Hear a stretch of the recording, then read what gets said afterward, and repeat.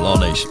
And as this room fill up, be sure, and I mean just that, be sure to hit that like button, share this content. Let that friend or that neighbor know where to go when it's time to tune in to Cowboys Sports Talk. Yeah, let's get it. Mama said there'll be days just like this. Come on with it.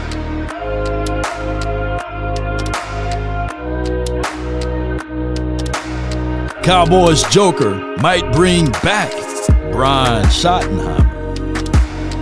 Plus more and more. More and more. Come on, baby.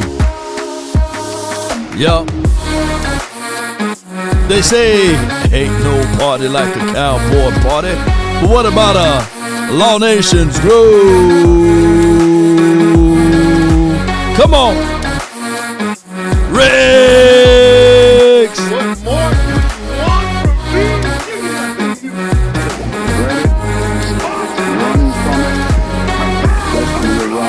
Five. Now it's here.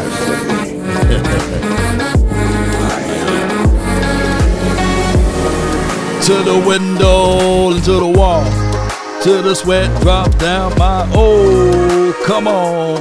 Let's get crunk with it. Let's get live with it. And happy MLK Day to you. And you. Boy. You know what? When I designed this one, believe it or not, it made Jerry Jones look good.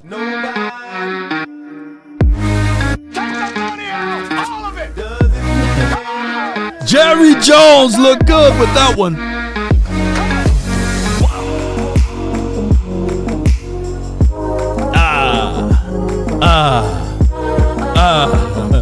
Yeah. All right. Appreciate everybody, man. Appreciate you guys. One love, DC for life, not for short. Right, so they're talking about bringing in Brian Schotty.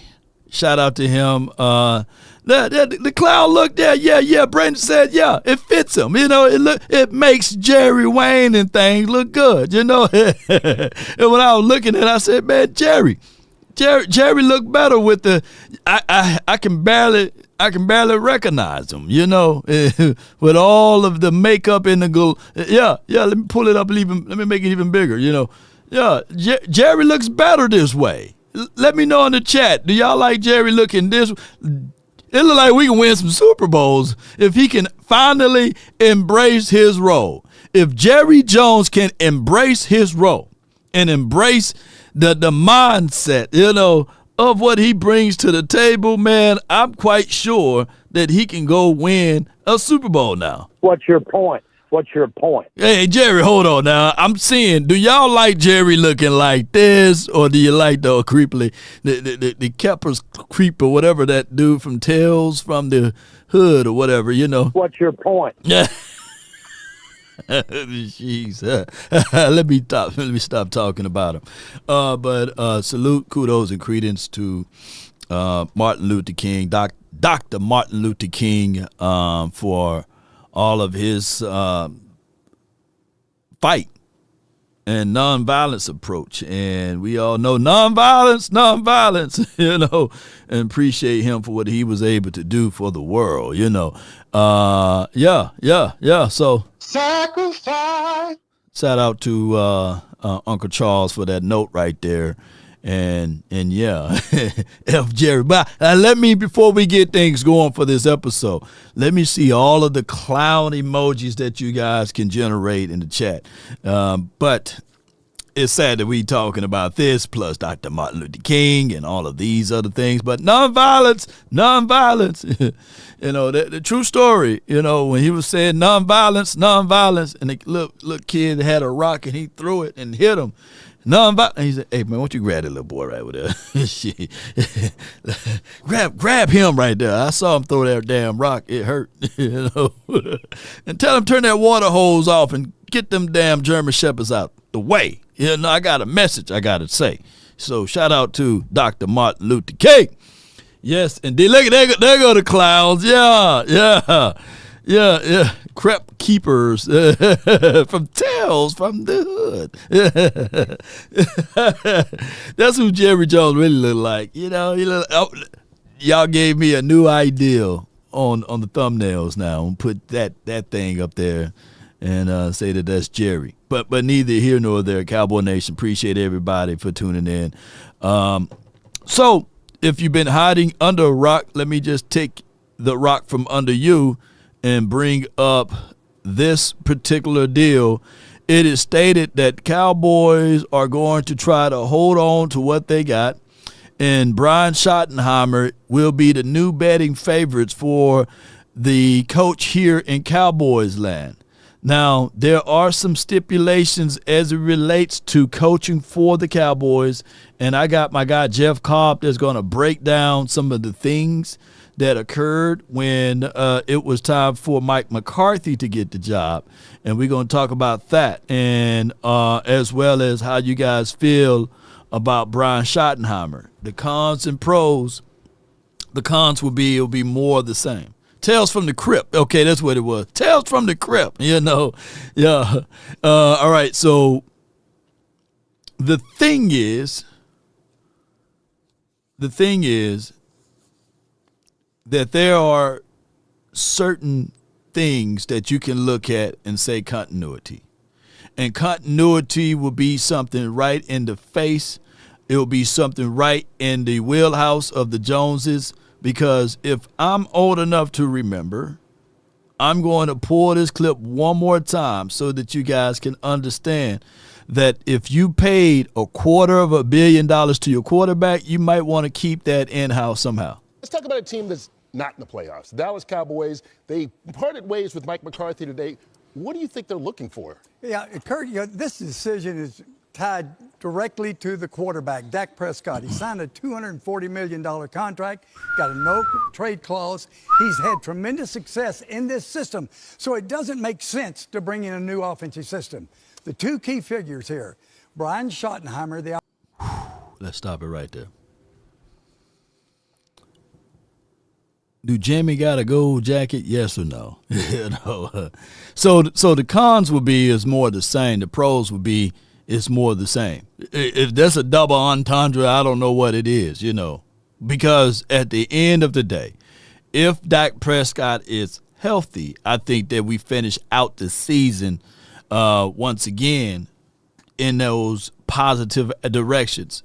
Every year that he finished out healthy or finished the season out, of course, we can talk about the 12-5, but more than likely, you know, Dak Prescott will be the quote-unquote guy to take you to the postseason.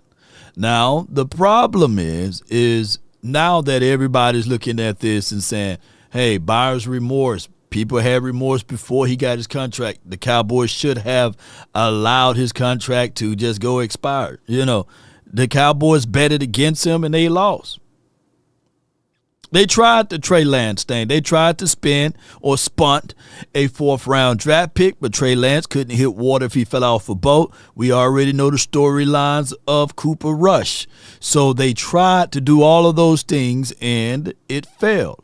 So what they did was they panic paid, and they went on ahead and paid Dak Prescott. Because one of the things that the Cowboys can't afford is the bottom line of being a team that can only win one game, 2 games, 3 games. And even though it seemed like we was in that direction. But this is a team that relies on being either 8-8, and since you don't have those type of games, but they rely on being just above 500, or they rely on winning. Think about this. Even in the era of when we sucked really bad with the Dave Campbell's era, we didn't suck enough, you know, and that was the situation of being 5-11. We missed out on the Peyton Manning's sweepstake. We missed out on the Michael Vick sweepstakes. That's just for what it is. Because we win too much. So the problem is, collectively, when you look at this, even, and I think we curse to a degree, even if we had the chance to draft either Peyton Manning or Ryan Leaf, I can see that the Cowboys would have still drafted Ryan Leaf, you know? Who remember? Oh, Riggs. It's Riggery.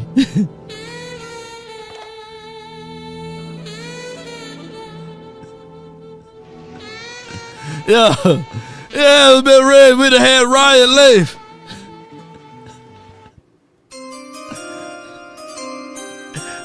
The Dallas Cowboys select Ryan Leaf to the. Let me crack your cranium and fertilize your brain. I'm just telling y'all the truth. What's your point? Nah, hear me out, Jerry. Yeah, we know you like to make crazy points. But the point is hear crazy points. But the point is you have no directions on the way you like to go grab said player, coach, or what have you. But what I want to do, hey, and believe it or not, we brought Ryan Leaf here, you know.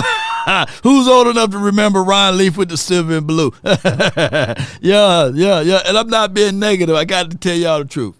Yeah, but I got Jeff Cobb, and be sure to check out. Stay Payne said he can't even laugh anymore. I'm laughing for you, man. You gotta laugh and keep from crying.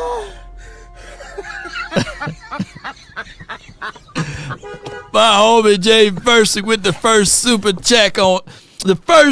chat on MLK Day, baby. Appreciate you, man. Thank you so much for your support. Appreciate you, man. Where you at? Damn. All right. He says Jay Versick. And did you go see Coming to America yet, Jay Versick? Did you go see it, man? Damn.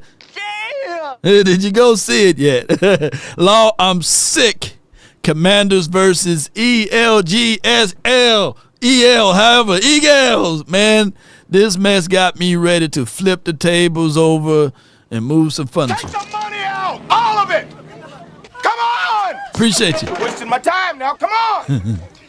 Come on. You gotta go see, bro. Before I give you guys this right here, I would say this though. They say the hardest substance on earth are diamonds, right? They can cut merely through anything, even the titanium steel, right?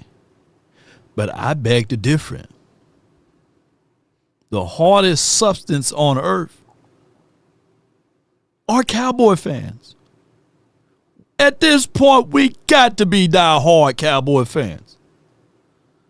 And especially those who born after 95.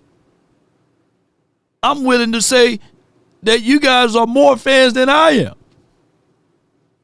And then the ones that was born in the 60s and the 70s and the 80s, even though we lived through it. Because you guys, for y'all showing up with your love, man, and dedication to the nation. Man, for you guys to continue to show up, man, and to give y'all unwavering support of the nation is remarkable, man. If you born after 19 of 96, put a 1 in the chat, man. If you born after that time frame, I just want to give y'all some flowers, man. Oh my gosh. Y'all have no era to just really, y'all got nothing but VH tape and things to live off of, you know. Oh my gosh, man. And at some point, you know, I get it. Hey, ain't nobody trying to hear that bullshit, man. Ain't nobody trying to hear it, right? But I get it, man. Oh my gosh, man. But let me know in the chat. Robert, man, my goodness, man. Appreciate you, man, for making the sacrifices. Peebo from Dallas, man, save draft picks for Arch Manning. Manning equals rings. The new Mannings, right? And Granddaddy Manning want Arch to come here too. And I get it, man. And to honor the Honorable Dr. Martin Luther King. I'm tired of marching. Tired of marching. Tired of marching for something that should have been mine at birth. Should have been ours at birth. I'm saying to you tonight. TV edits. God bless you. I don't mind saying to you tonight that I'm tired of the tension surrounding our days. I don't mind saying to you tonight that I'm Come on, tired preach. of living every day under the threat of death. I have no martyr complex. I want to live as long as anybody in this building tonight, and sometimes I begin to doubt whether I'm going to make it through. I must confess I'm tired. He tired. Yes, indeed, man. And we all tired over here. And we can't wait to be able to yell out to the high heavens, free at last, free at last. Thank God Almighty, free at last. But what I want to do here is go back down memory lane and express the realities. Man, shout out to you born in 97. Shout out to 97. Boy, I was wilding out in 97, boy. Well, shoot, shout out to you. Boy, shout out to 97 people, man, born in 97. This is my guy, Jeff Cobb. But for aesthetics, this is his page. It's on the Instagram. But for aesthetics, we're going to zoom in a little bit, and we're going to listen. And I clearly would doubt that Anthony Land,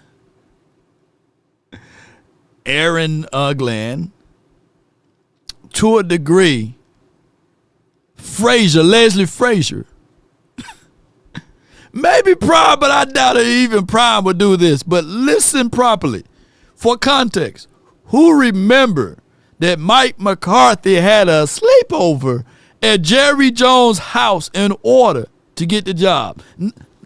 I don't think that there would be somebody is going to from my neck of the woods, sleep over at Jerry Jones. See, it's stipulation to this, but let's listen to Clifford. 6 days after describing his split with Mike McCarthy as mutual, Jerry Jones and the Cowboys are still on the open market. That is completely different from the last time Jerry had a coaching hire to make 5 years ago. It suggests that there's not a real plan. Back in 2020, Jerry already knew he had his eye on McCarthy before even dismissing Jason Garrett. I told Jason Garrett that I was going to be visiting with Mike. That conversation happened on January 5th of 2020. The night after Jerry let go of Jason Garrett, he hosted McCarthy at his home for a sleepover, which prompted one of my all-time favorite Cowboys social media posts.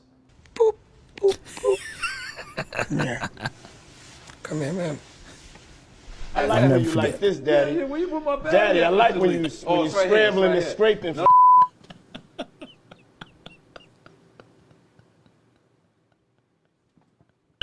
Oh, shit. It never hit me. Who remembered that Big Mike McCarthy had a sleepover at Jerry and them house, man? Like, come on, man. Where's the tape? Where's the oil?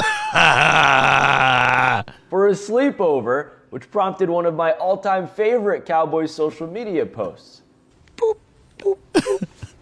Come here. Come here, man. I'll never forget the night. He says, and you need to be the coach of the Dallas Cowboys. It was a great night. I jumped up and hugged him, but and I'll stop right there. We had a hell of a time.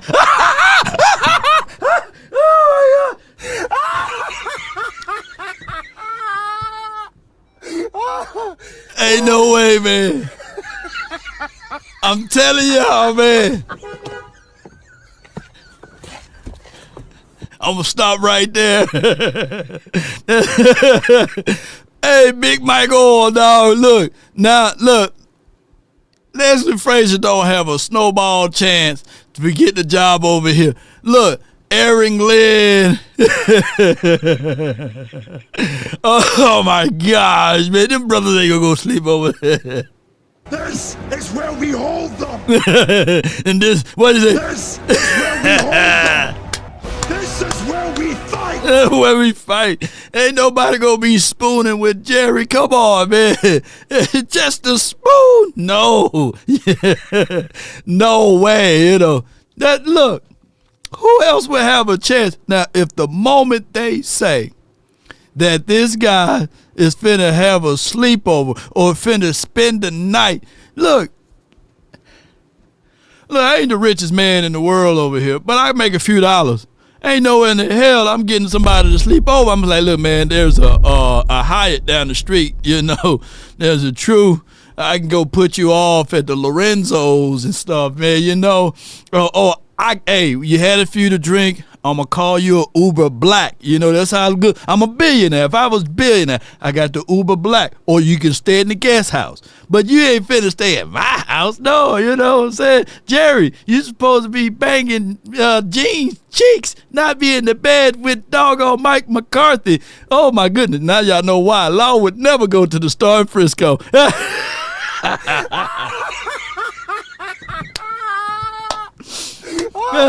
Shit. Oh my gosh, boy. They gonna get rid of me. All right. Shout out to you. Peebo says this is a mobile quarterback league. Now, Lamar, Allen, Hurts, Daniel, and Mahomes are the final five for a reason. Dak can't run anymore. Plus, Joker Jones is SHIT. Yeah. Take the money out! All of it! Come on! You're wasting my time now. Come on! Come on! Man, bro, you got a real, you hit me. You hit me with that. You got me with that. You got me with that. All of the quarterbacks that's left right now can scramble and scrape. Yeah. Sacrifice. You ain't lying, dog. And look, I got no rebuttal to that. I got absolute no rebuttal to that. Yeah. The night. He says, and you need. Boop, boop, boop. Come here. Come here, man. I'll never forget the night. He says, and you need to be the coach of the Dallas Cowboys. It was a great night. I jumped up and hugged him, but and I'll stop right there. We had a hell of a time. And this is not AI. This is real stuff, y'all. The next day, Jerry announced the McCarthy hire. Fast forward to this Monday, Jones pushed out his McCarthy divorce statement. Hours later, Jerry got everybody's attention by making his first known post-breakup call to none other than Deion Sanders. Was it an impulsive rebound call? Was it a serious push for Prime? Either way, Michael Irvin is ready to play matchmaker. So all I can say is that they are talking. That means things are moving. In a statement to ESPN's Adam Schefter, Deion described the call as delightful and intriguing. Michael is not the only former teammate of Deion's that thinks he deserves to get serious consideration. Shout out to Diddy in the chat. Take the money out! All of it! Come on! Appreciate you for the support. My time now. Come on! Come on, man. You got more than $1, man. Come on, man. Appreciate you, Diddy. Appreciate you, man. We need some oil over here, man. Come on with it. I absolutely would never bet against Deion. I've just seen it too many times. I mean, he's proven that he's earned the opportunity. But while Prime got the first known call, he has not officially been interviewed by Jerry for the job. That first on-the-record date belongs to Kellen Moore. The former Cowboys offensive coordinator, now in the same role with Philly, interviewed with Dallas virtually on Friday. Asked about the Cowboys opening earlier in the week, Kellen was relatively coy. I mean, obviously I spent a lot of time there, 8 years there, and so obviously have plenty of relationships about that place, and so, I love it here. Everything else. It looked like Kellen don't want to get diddied. If you look at the body, Kellen man, it sounds like those confession tapes, Have you ever seen, yes, I was there, but I wasn't there, Yeah, you seeing how Meek Mills, and this could be Meek Mills Day too, because he looked like Dr. Martin Luther King. But my guy says Dak moves slower than Terrence Steele. Peebo, man, we appreciate you. Take the money out! All of it! Come on! You're wasting my time now. Come on! I appreciate you, man. Come on! I appreciate you so much. And to a degree, I think that Dak can run, but I don't want him to run, by the way. And it looks like he was laboring his foot before the season started. He was in a boot. I think this is my conspiracy thoughts right here on Dak Prescott. And I get it. Y'all call me an apologist.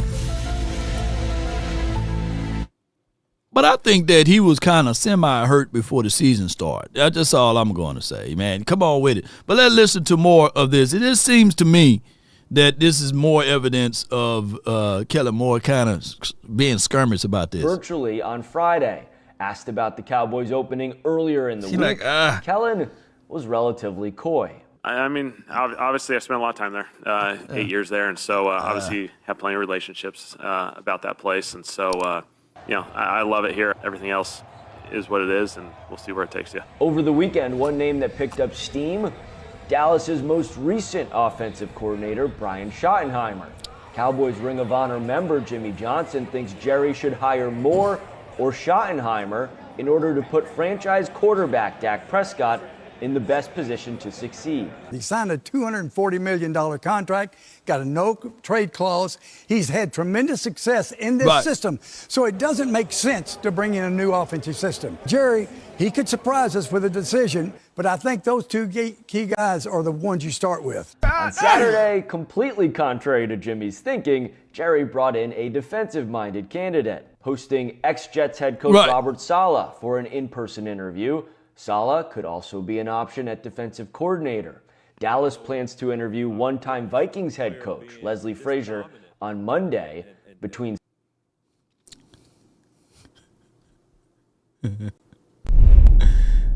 Oh my gosh.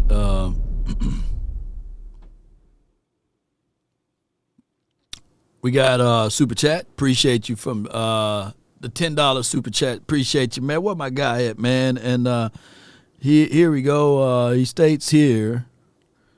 Take the money out! Calling Dak shit is weak. We have no idea what he will be like as far as running next season. I heard he hired a running coach similar to the guy who trains with Mahomes. Stop vomiting what these talking heads say or saying, right? I think that Dak Prescott, I don't want him to run. I don't need him to run. What Dak ultimately need is a running game. That's what I feel. That's what I feel. When we look at the Washington team and Jaden Daniels on how they were able to beat the Lions, to a degree, both of their running backs were averaging over 5 yards per tote. And when I go back to this statement here, when we had 5 yards or more or averaging more than 5 yards per tote here in the Cowboys land, in the postseason, we win games. It's two. Only the small levels of winnery there. But when we lost games, don't y'all know that the average running back in the last 7 playoff games averaged 3.5 yards per tote? That's below average. And the only reason why that average is up is when I add the games that we won. In the last game, Green Bay Packers game, we played in that game. Yes, the running backs were averaging right at 5 yards, but that's after the second half when they realized, we can run it on the Green Bay. But the game was already over with. And this sounds like bevies of excuses. I get all of that. But if I'm showing you the recipe to how to win with him, why would we go against that? How are the Eagles winning? Are they winning because of Jalen Hurts? Or right now, are they winning because of Saquon Barkley? Who saw that game? Saquon Barkley averaged 8 yards per tote. 8 yards. I'm talking Kellen lunch. I'm taking Kellen lunch money if he was my coach. Take the money out! All of it. All of it. Come on. You're wasting my time now. Come on. Yeah, and it's fitting. Come on. It's fitting that, that they interviewing Leslie Frazier on Dr. Martin Luther King Day. But here, and I get it, man. I get it. Let's hate on Dak. He's the problem. Dak Prescott is the ultimate problem, right? If we want to say that. Well, who else in these last playoff games? All 7 of the playoff games showed up, and I'm waiting. I'm waiting. Like, who else showed up? Didn't you guys know? Write this down for context. In the 7 playoff games that we played in, on the defensive side, we have a collective of 3 turnovers. 3 turnovers. Can y'all imagine that? Yeah, y'all talk so much about, hey, man, we held 49ers to 19 points. We couldn't get a scramble, a scrape, a turnover. We couldn't get that. We in the 3. Ain't that right, Brandon? That's crazy. So at the end of the day, more problems exist, more problems. So who will be the solution? Who's going to play defense? Who's going to be able to run the ball for more than 5 yards? So that's what I'm saying, Like, who else needs to show up? Like, people are saying, like, I'm not beating up Michael Parsons. I'm definitely not. But in the 3 playoff games that he played in, or 3 or 4, whatever it may be, the brother got 1 sack. 1 sack. So what we supposed to do, man? He's generationally talented.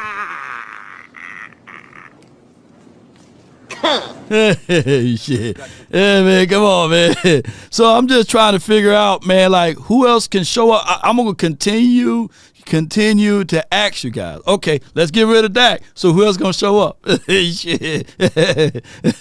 But it's befitting that they interview Leslie Frazier on MLK Day, on Dr. Martin Luther King Day. Yeah. Saleh and Frazier, the Cowboys, will satisfy the Rooney Rule's requirement of interviewing 2 minority candidates.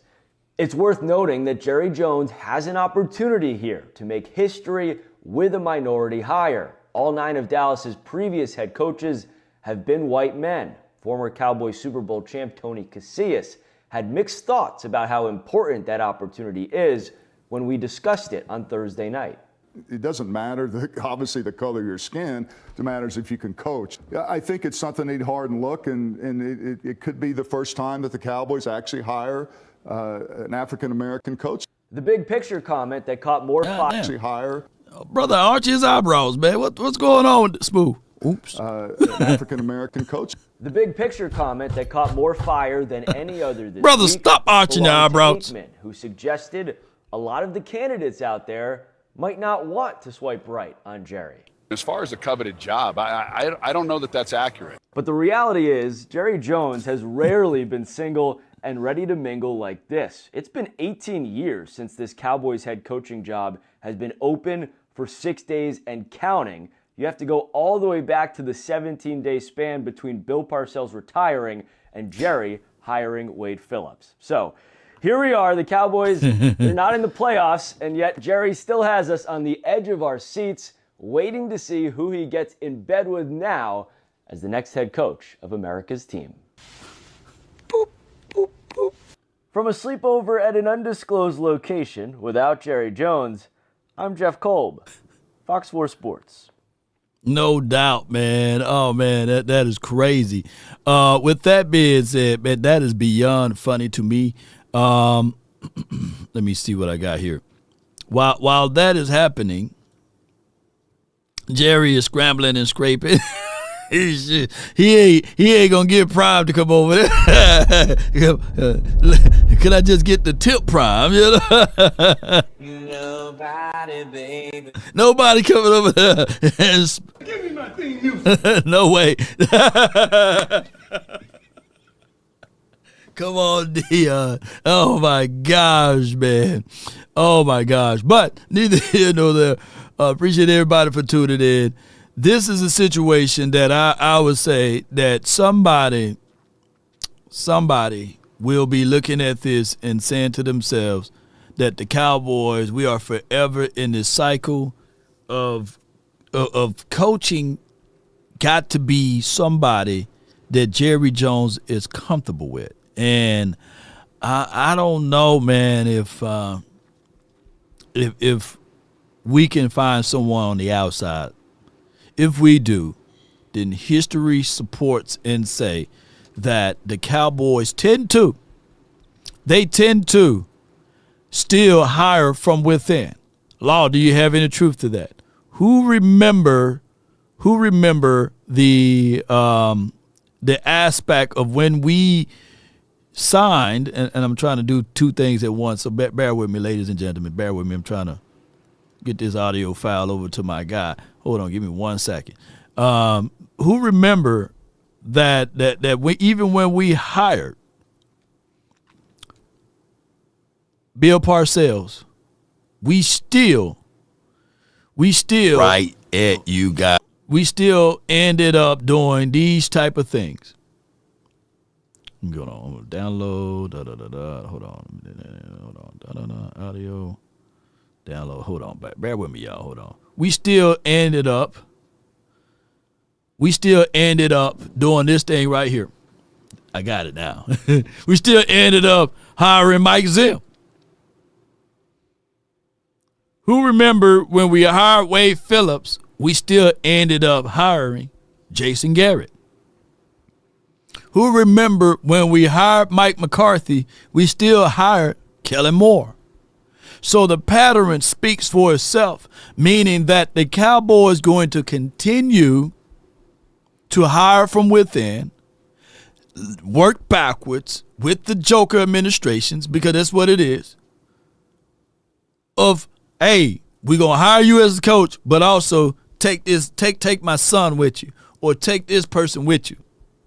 We need to go after Myles Garrett or Abdul Carter. We could have 3 mobile QBs in the NFC East. We need to offset that.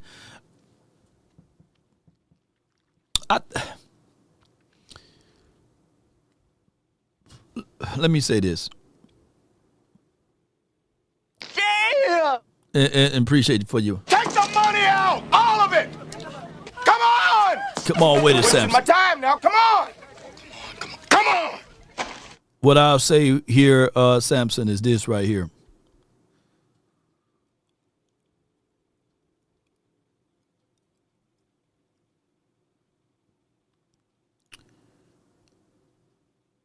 I've seen the Dallas Cowboys with our third-string defensive players out there putting the lickings on Jaden Daniels.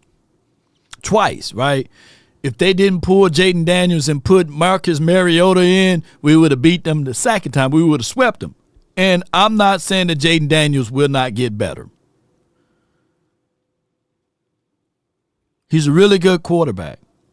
Got unbelievable untapped potentials, by the way. And when you do draft to win your division. But I'm quite sure that with Parsons and all of those other boys, that you can still figure out ways to win. My only thing is, don't go into this draft saying that the only way you got to win if you get an Abdul Carter. No, you better go into this draft saying, I'm about to go with the best player available, and if it is my guy, Genty, then you go scoop and get him.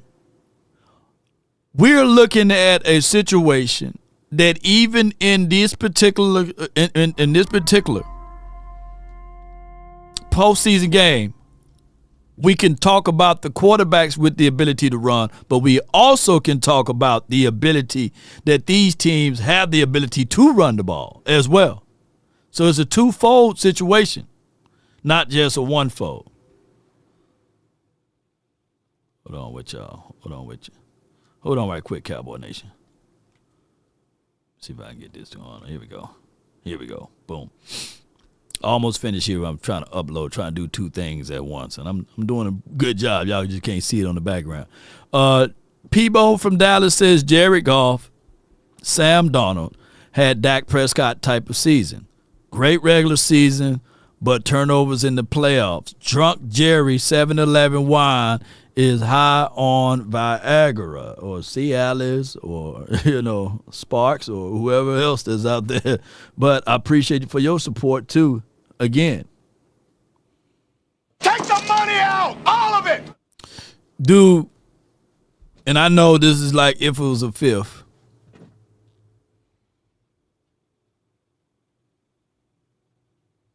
Do Jared Goff lose that game if you have the 16 people not on IR? Do he lose that game? It's a team sport. Blue Chew. Shout out to Blue Chew. Hit me up, Blue Chew. So you still got to go into here thinking that when you get into the postseason, it's all a puncher's chance. There's no guarantees in this situation. And like I'm going to tell y'all right now, I'm AFC law right here. Oh, yeah, I'm AFC. Put AFC law. I don't give a dog if it's Kansas or even if it's, boy, I love losing Super Bowl, Josh Allen to get into that thing. And on top of that, I would say this, and shout out to Peebo again. Boy, you sponsoring. Peebo, take it all out. Take the money out! All of it! Come on! Who's she? Wasting my time now. Come on! Come on! Yeah, Dak plays his best with a solid running game. Yeah, shoot. Shoot. AFC law, baby. Yeah, AFC is the way. And if anything, I will be happy as all get out when the Cowboys announce, if they are smart and wise, announce that you got the ability to interview Joe Brady. No. Let me see. Let me send this over to him. Let me go boom, boom, boom, boom, and bam. Yeah. Let me text. I gotta text him. Gotta text him right quick. Hold on. Boom, boom, boom, boom.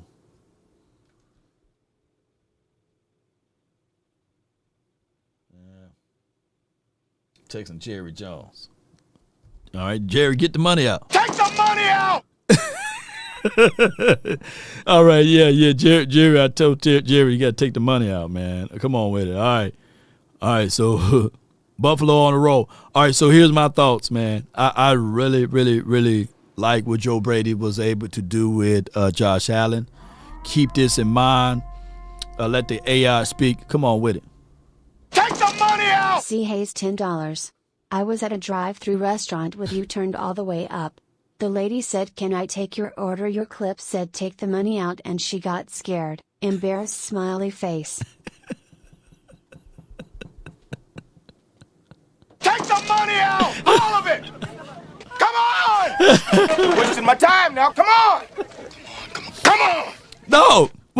Hey, C. Hayes, what restaurant you was at, man? Let me know, man. Why you didn't give me no fries or something, man? You know, why you didn't give me nothing to eat, man? What's going on? See, man, how you gonna be selfish like that, bro? You had the drive-throughs, man. Didn't send me no money. They didn't send me no food, but I appreciate the money. But you didn't send me no food or none of this stuff, man. We need to hire Deion on the Super Bowl day. Yeah, Black 420 TV. Would Deion be willing to spend a night at Jerry Jones in them house? Will he be able to spend a night at Jerry house to go through the Bohemian Grove ritual? You know, will he do he get the lube oil down, and will he be 8 toes down? Will he be 8 toes down? They can come closer than close. Will he be able to get closer than close? Shout out to y'all, man. Appreciate everybody for jumping in. Oh my gosh, man, boy. But before we go any further down this way, it was Burger King.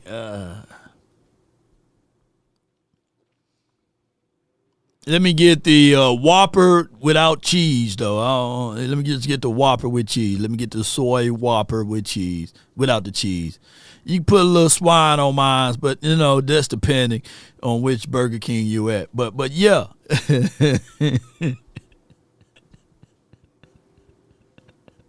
Oh, my gosh. Take the money out! David J. $10. Love you, Law. You're great. I really feel like Doc needs a strong head coach who isn't afraid to crawl up his $8% when he plays bad. $8%. Doc has had weak-minded HCs. He needs a Dan Campbell type of coach. Oh, shit, I got hot coffee on my face, boy. Oh, shit. Take the money out! All of it! Come on! You're wasting my time now. Come on! Oh, shit. Come on! Oh, my God. Boy, I'm scalding over here, man. I thought they cut the other toe. I thought it was 8 toes, man, not 9 toes. But yeah, if he keeping the toe, then 9 toes down with Deion. Man, oh my God, I got hot coffee all over me, man. Whoa, my goodness. Whew, shit. I'll be one eye law over here. I'm going to blame. Speaking of Deion, my guy Smoke, he sent me this, but before we go into the Deion conversation, I knew we was going to go here, by the way. Shout out to Smoke140. Appreciate him for the delivery. Man, did y'all see that hot coffee get all over me? Jeez. Boy, I'm killing y'all in the name of content over here. Yeah. So if you somehow saw the hot coffee all over me and it splashed all over me, let me know in the chat. But if you want to help support the nation, you can get up to $1,000 in bonus cash, claim 50% deposit match. Download, hear me out, download UnderdogFantasy.com and use promo code LAW, and they have selections here. They do CFB, NBA, CBB, NHL, NFL, tennis, PGA. They do it all over here. And you can download Underdog and let Underdog be your fantasy crew. Now, this past deal, what we did, let me show y'all the results, man. We did okay. We lost 15, but we won 37. So I don't know how they're going to play into your mindset, but that just for what our last pickings were. So be sure to download Underdog, use promo code LAW, and, what's 37 minus 15? That's what we won, But appreciate y'all. Thank y'all so much, man, for y'all support here. I want to talk about Deion in his situation here, and I thought I had the clippings, but bear with me. I'm gonna pull it up. We got to build a plane as we fly. Here we go. But you have said that if the right team does not pick him, that you will intervene. That's my son. Yeah. It's almost like you got a child that's going into an occupation that you already dominated in. Like, come on. And you don't think I'm not gonna sit there like a navigational system and tell him take a right there, take a left right there, take a not that, not that. Oh no. Like, that's who I'm called to do. That's my son. Right. I'm not gonna let my son get down in no foolishness. But you and I both know these coaches, these owners, right? You've been in the rooms. Right. The owners, billionaire owners, yes, will often say, well, this is a young man who should be making his own decisions. He's got this helicopter dad. Not my son. Yeah, man, he gonna be there. So his intentions are very clear. Wherever Shador goes and Shiloh goes, so will Prime goes. And that is the ultimate father. In the word, it states that a good father leave inheritance for his offsprings, but also, even within the confines of just natural stuff, ladies and gentlemen, fathers try to be as much as possible as the Creator. I will never leave you nor forsake you. You know? So that's what Prime is saying. He's not living through his kids. He's living with his kids. And that's just the reality of it. So he's going to forever be in the mix with his son.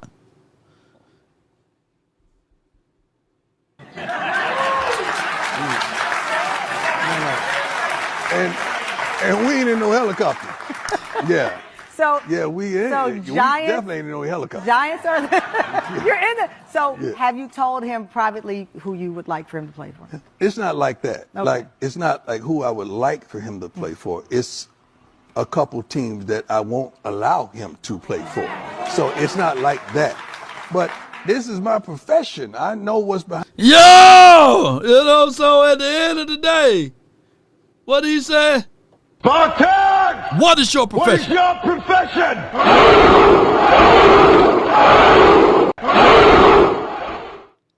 That's just for what it is, ladies and gentlemen. We can break this down fraction upon fraction. I'm gonna let you go here? No. I'm gonna allow you to go here. If you walking in your faith, if you walking for your purpose, everything that happened to you is allowed to happen to you or for you. Show of hands for those who got pissed off, angry, upset, mad at the world because they had a tire blowout in their car. Or they turned around, they left something important at their house. And they turned around and drove back to the house and realized that they left the stove on. House could have been burnt down. Oops, I went back to the house because I left something, but the damn stove was on. Turn it off. That's the grand creator intervening. Or somebody get a blowout, and I'm talking about a car tire, and I'm talking about anything else. And they pissed off, they angry, said, they mad. But they get the tire on, and then they hear the news that something drastic happened to where they was going. Whether it was a mass shooting or whether it was a major car wreck, but the grand creator intervened because he didn't want to allow those things to happen. Everything happened for a reason is what I'm saying, ladies and gentlemen. And if someone already have wisdom and understanding, and like he said, he dominated the game when he was playing, then naturally he's going to intervene and say, no, my son will not go here. No, I would not allow this to happen. And we are eligible to see it from the Mannings. Right? I don't know whether or not the Giants would have those 2 Super Bowls if Eli was drafted to the San Diego Chargers at that time like he's supposed to go to. Yeah. Dre Manning said divine intervention. You know what I'm saying? So at the end of the day, it may not happen the way you want it to happen, but literally miracles happen every day. You know, miracles happen every day. And that Final Destination thing happen every day too. Behind the curtain. We ain't got to get back there for me to understand what's behind the curtain and what's not prominent for my son. I'm not doing it. Ain't And no if he in the world. doesn't listen to you? Who?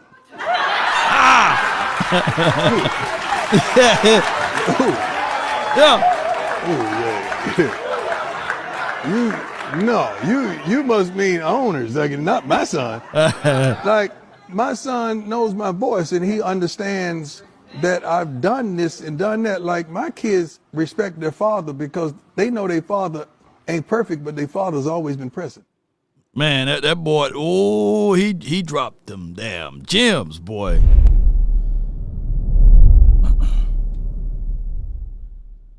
A shepherd and his staff. Some people look at that stick, that big rod that they have, and say, oh, man, it's a good thing to have. But when you dive into the real reason why, a sheep knows the shepherd's voice, is that when that shepherd calls for that said sheep, and that sheep, regardless of the situation, refuses to listen, he uses that same very much object to protect them, to hurt them. Yeah. Yeah. People fail to realize back in those days, man, come here. Come on over here. You know, don't refuse to listen.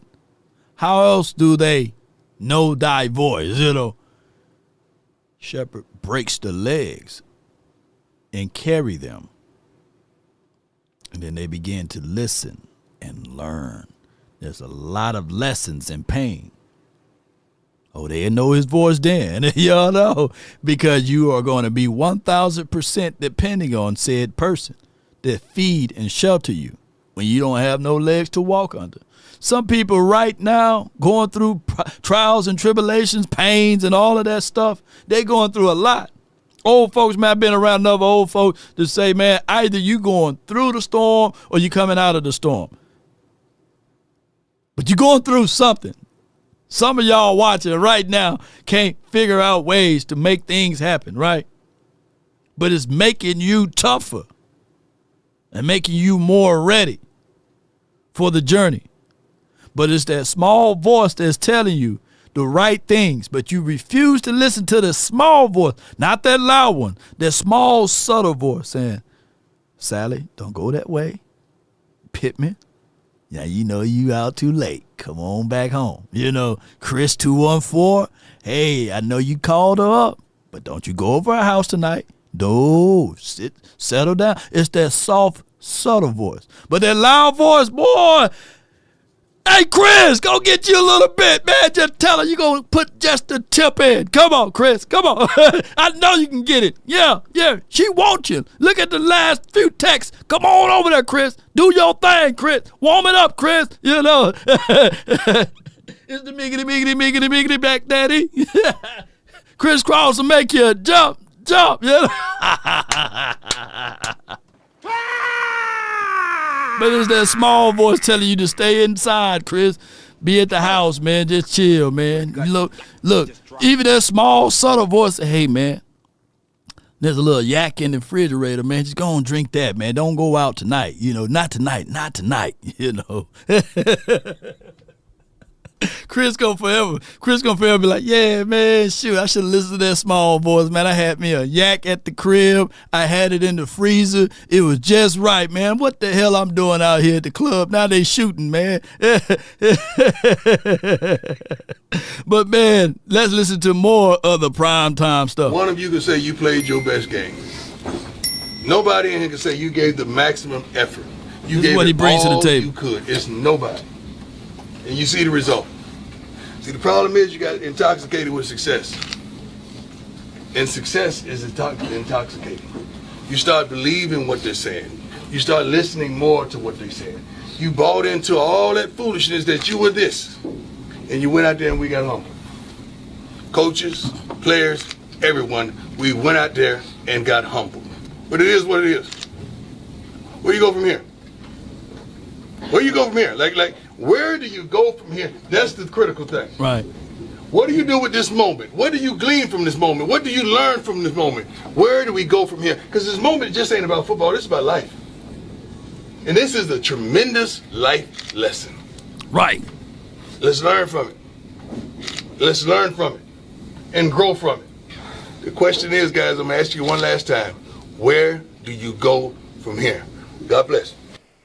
The greatest gem in college football as a whole. I would even say history. Yeah. That boy got that hat, boy. Shoot. Yeah. So what I'm saying is, it's 1 o'clock. Appreciate everybody for jumping in. And if you heard the message that I had today, on MLK Day, man, I want to let you guys drive this home that at the end of the day, we got I'm tired of marching. got to be tired of what we going Tired through. of marching for something that should have been mine at birth. Yeah. I don't mind saying to you tonight. I don't mind saying to you tonight that I'm tired of the tension surrounding our day. I don't mind saying to you tonight that I'm tired of living every day under the threat of death. I have no martyr complex. Come on with it. I want to live as long as anybody in this building tonight, and sometimes I begin to doubt whether I'm going to make it through. I must confess I'm tired. He's tired. Sick and tired of being sick and tired. And we all sick and tired of being sick and tired, Cowboy Nation. We need change. But this is the blueprint of life. I'm just going to try to spread as much positivity with this. Number one in your life's blueprint should be a deep belief in your own dignity, your own worth, and your own somebodyness. Don't allow anybody to make you feel that you are nobody. Come on with it. Always feel that you count. Always feel that you have worth. And always feel that your life has ultimate significance. Always feel those things, ladies and gentlemen. In the event, if you're doing like my guy in the drive-thru at Burger King, and just give me the onion rings, though, you know, give me the onion rings, not the French fry. I like Burger King onion rings. Give me the onion rings and the Whopper without the cheese, you know.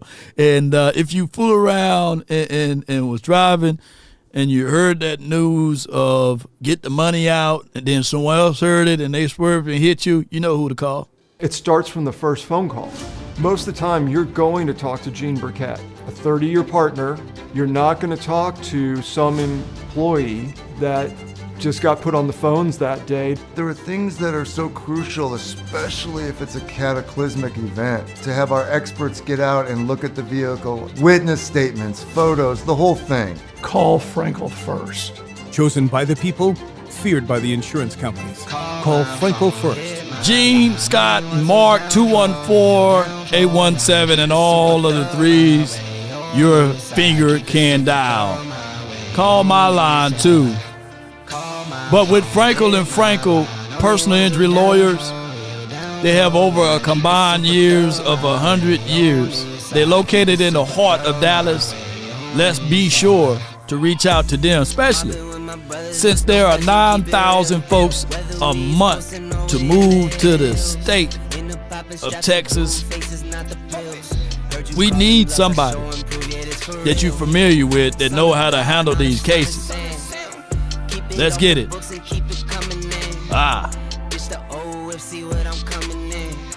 The inside caramel like 100 grand. Come on. All right, that's 657-390-7391. Be sure to hit that hotline for your mind. Appreciate everybody that's tuning in. I got my brother from another mother, no other. Don't look like Danny Glover from the 214. And then we had the 469.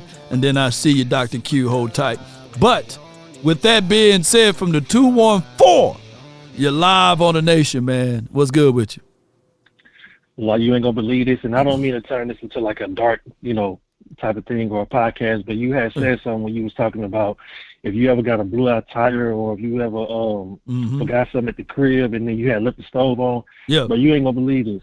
Mm-hmm. So it was one day to where I was trying to take my girl to the mall in Allen. I forgot the name of the mall that's in Allen, but it's like a really nice outlet in Allen. I think it's called. And the very next day I saw on the news it was a mass shooting at the Allen outlet. I don't even know if you remember that. Yeah. I sometimes go to that when I first moved to Dallas, man, the Allen outlet mall, the premium outlet mall. Yeah. Yep. That day that I had called my girl to go to that mall, she was like, no, I don't want to go this day. She just like randomly, she was just like, no, I don't want to go this day. We can go next week. The very next day, I seen on the news that they had the shootout. Man. It was a mass shooting. The dude just came through there just shooting. And so that's an example of like one of those days that you're talking about. Yeah. But yeah. So never force going somewhere, man, and always listen. That small voice, man. I know it just be like a whisper, right? It'd be like something, I don't know, maybe. And they say some people don't. Not everybody have that, right? It'd be like something that's in your heart that tell you, man, don't go there. The discernment is the spirit. Well, some people don't have that spirit, and they just be out there buck wilding, and then all of a sudden you look up on the news and they locked up in the jail, or they be pushing up daisies. But yeah, there's been multitudes of situations that happen like that, But I'm glad that you didn't go that day. But what you got for me, bro? What you got for me? No, for sure. Just to make a quick U-turn. So now we all see, because you pretty much know where I'm going to go with this. So now that we all see the Dan Quinn defense, he got linebackers. They stopping the run as much as they can.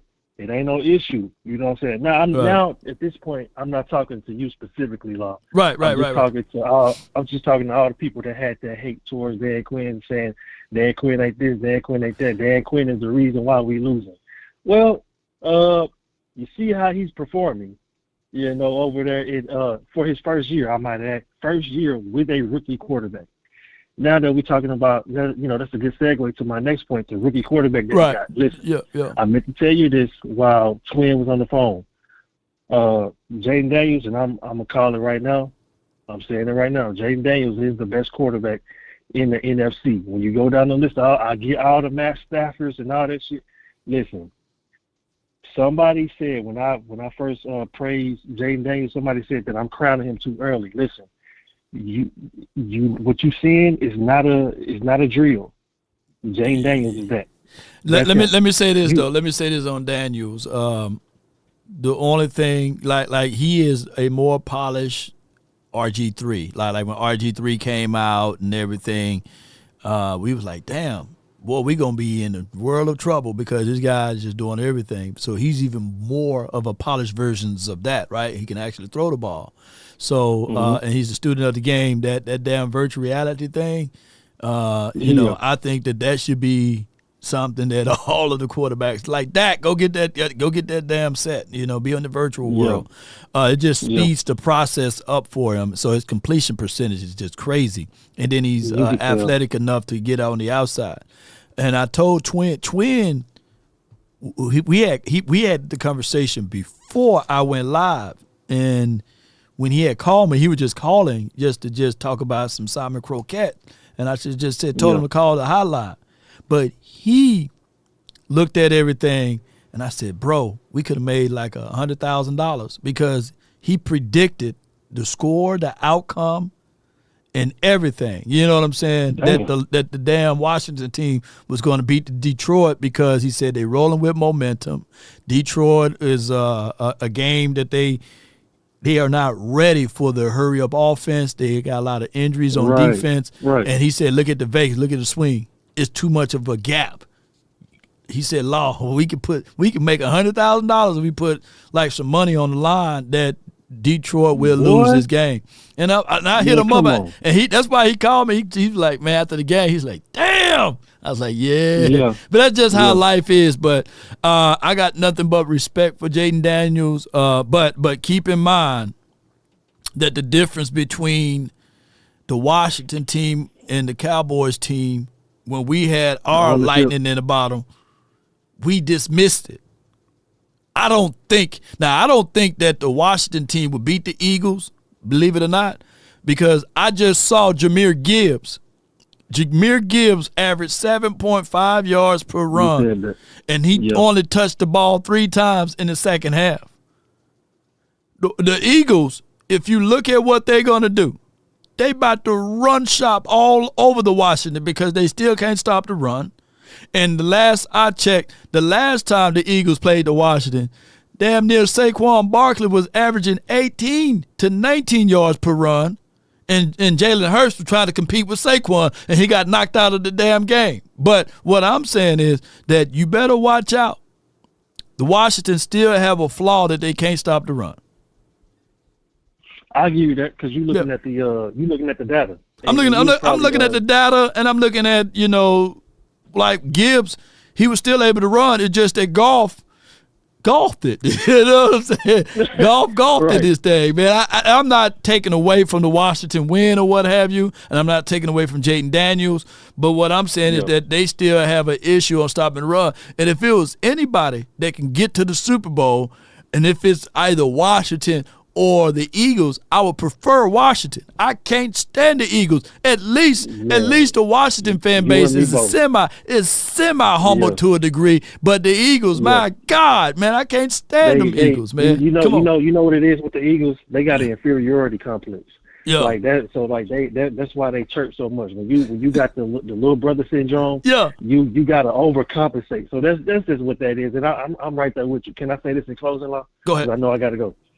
So the thing, when I had put that bet on the Commanders, and I was watching, I was rooting for Jaden Daniels to pull that thing on through for me. You know, when I was watching that that last playoff game, if that game was an SAT test, Jaden Daniels would have scored 100. He never made the wrong decision. He always answered the bell. Toggle over to the next playoff game, the same thing. He never made the wrong. He got 100 on the test again. Fam, I've never seen it. I've never seen it. So that goes to show that. Now this is my last point. This may make Jessica a little upset, but I'm gonna go ahead and say this.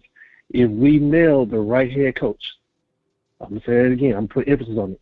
If we get the proper and the right head coach with the right system that surrounds Dak around, everything he needs, that is going to put a microscope on Dak Prescott. I'm gonna let you know right now. It's gonna put a microscope on him, and he will be judged very harshly. He already is. Right. But I'm saying at that point, it will be it's gonna be like, hey, Dak, what's up? What you got? What you doing? So that's just that. No doubt, man. Appreciate you, man. Yeah. Look, guys. It's a reason. And I'm not saying that he's glazing. He's not glazing. It's a reason why Jaden Daniels is a first-round draft pick. It's not like, oh my goodness, I'm quite sure if you had Caleb Williams over there in Washington, he probably would have had a successful there. He'd been a bit successful because if you're looking at the coaching surrounding him. And the Washington team, the difference is between them and what we did in 2016 is the following year. There's nobody. Like I'm asking y'all, for the love of God, in 2017, who did we go get? I'm waiting. We went and got some tacos. And look, even if they had me in the scouting room, if they had Splendor, they had Big Sarge, Dak on Filthy, all of us would have at least drafted TJ, but we drafted tacos. Who else we went and got in 2017 to help benefit this team? After what we showcased it in 2016, who did we go get far as a free agency? Who did we go get? Now sit back and watch. I don't foresee the Washington winning the Super Bowl and all of this stuff. They might lose, and they should lose, but whatever it may be. But watch how they move in the offseason. But I'm going to ask y'all again, coming off of the year of 2016, who did we go get? I think J. Lou came too. Yeah, J. Lou came. Then J. Lou. But that's it. Salsas, shit. Yeah. So I'm not making no excuses. Marcos, who do we go get? And then let's fast forward. Let's fast forward to 2018. What did we do in 2018? Come on, man. What did we do in 2018? Were we adding to this team or was we taking away from this team? Lokes, man, from the 469, what's on your mind? My dog, what's good? Yo, good afternoon, Law. Yeah. Man, let me say this, man. That Bills and Ravens game, classic. I wish both of them could have had a chance to go AFC Conference Championship. At the end of the day, it is what it is. There can only be one winner. Right. And that's football, right? Yeah. Know? And hey, I will say this. I mean, real quickly, just touching on Lamar. A lot of people would just, say, hey, it's not his fault. But 3 turnovers and that fumble, man. Yeah, that hurt. I don't know. Yeah, it kind of, don't get me wrong, Andrews was washed. I mean, that drop was on him. But it is what it is. He can only make so many plays. Facts. But I'll give you my 2 beans, Law, and I'm out of here. My first bean is Cowboys do not know how to run their organization for 20-something years. It's been shown. They don't know how to choose coaches. They don't know how to tank. And then when the given players they are to draft, they go for their Stephen Jones or Jerry Jones' sons out there. We brought him into camp, and we really like the wisdom he brought. I think he could be a valuable asset to the team. Such BS right, they throw at us. Yeah. and let me say this. The coaches, we already know it's going to be a puppet. And if it's Brian Schott, whatever his name is, yeah, I don't know, Law. Schotty, I think yeah. we might have. I don't know what I'm gonna do. Don't get me wrong. I'm gonna support the Cowboys, but it's like watching a movie you already seen too many times, right? You kind of know the script. You already know what's gonna happen. Movie, Like, man, you can fool me once, shame on me. Fool me twice, shame on you. And you know the saying, John. Like, damn. Like Jerry Jones has this fan base on a chokehold. Man, I ain't gonna lie, because there's some fans that know the truth, and there's some fans that are kind of on the delusional train. Right. And it is what it is. You gotta fight those fans and try to speak some truth to them. But we know the real ones know Law Nation and the support that everybody channel saying. Keep doing you, Law. Keep spreading the truth out there. Man, but I appreciate you, man. You hitting it right on the head, right, with everything, bro. For real. Yeah, and my last thing is this. Sorry if I was kind of all over the place with that one, but no, you good. As far as saying Cowboys don't know how to do shit, here's saying to what are we going to do when they stop getting so lucky? Because I'm going to say this. We got lucky with Dak. We got lucky with the offensive, everything. Yeah, Tony everything Romo has been falling to their lap. Yeah. There's going to be a day where we don't have a quarterback.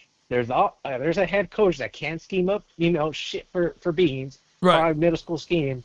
And then we're going to probably rely on our players who we drafted and develop.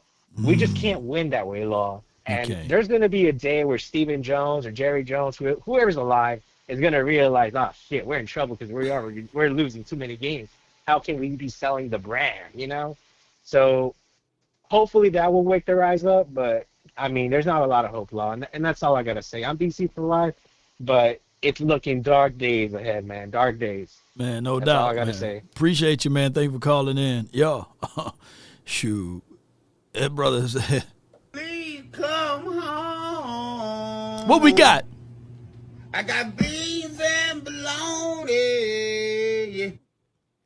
Man, the man spitting at y'all the truth, man. And it's the same movie, man. Look, how many Fast and the Furious and Tokyo Drift do you have to watch to realize that, man, that ain't real, man? Nobody gonna be able to take a car. Hey, in reverse mode, car don't even have that many gears to go that fast, But people would watch Fast and the Furious, and they would sit back and say, "Yeah, I can take a car and run through one building and go through the next building, missing all of the support beams, and continue to be on all 4 wheels, right? I could take a car. I literally saw on Fast and the Furious. Like, the first one was good. I got that one. I got the first Fast and the Furious, right? But then when they started doing all of the other stuff, taking a damn car out the helicopter, down onto the road, on a swivelly road, and then getting shot at, man, I said, I'm done with the Fast and the Furious, man. Come on, man. Sure, I had migraines for weeks when I had a fender bender. Come on, man. But, man, how many Fast and the Furiouses do we have to watch? Now, the best out of all of them, believe it or not, wasn't even in the Fast and the Furious franchise. I like that Gone in 60 Seconds. Yeah, that's my movie right there.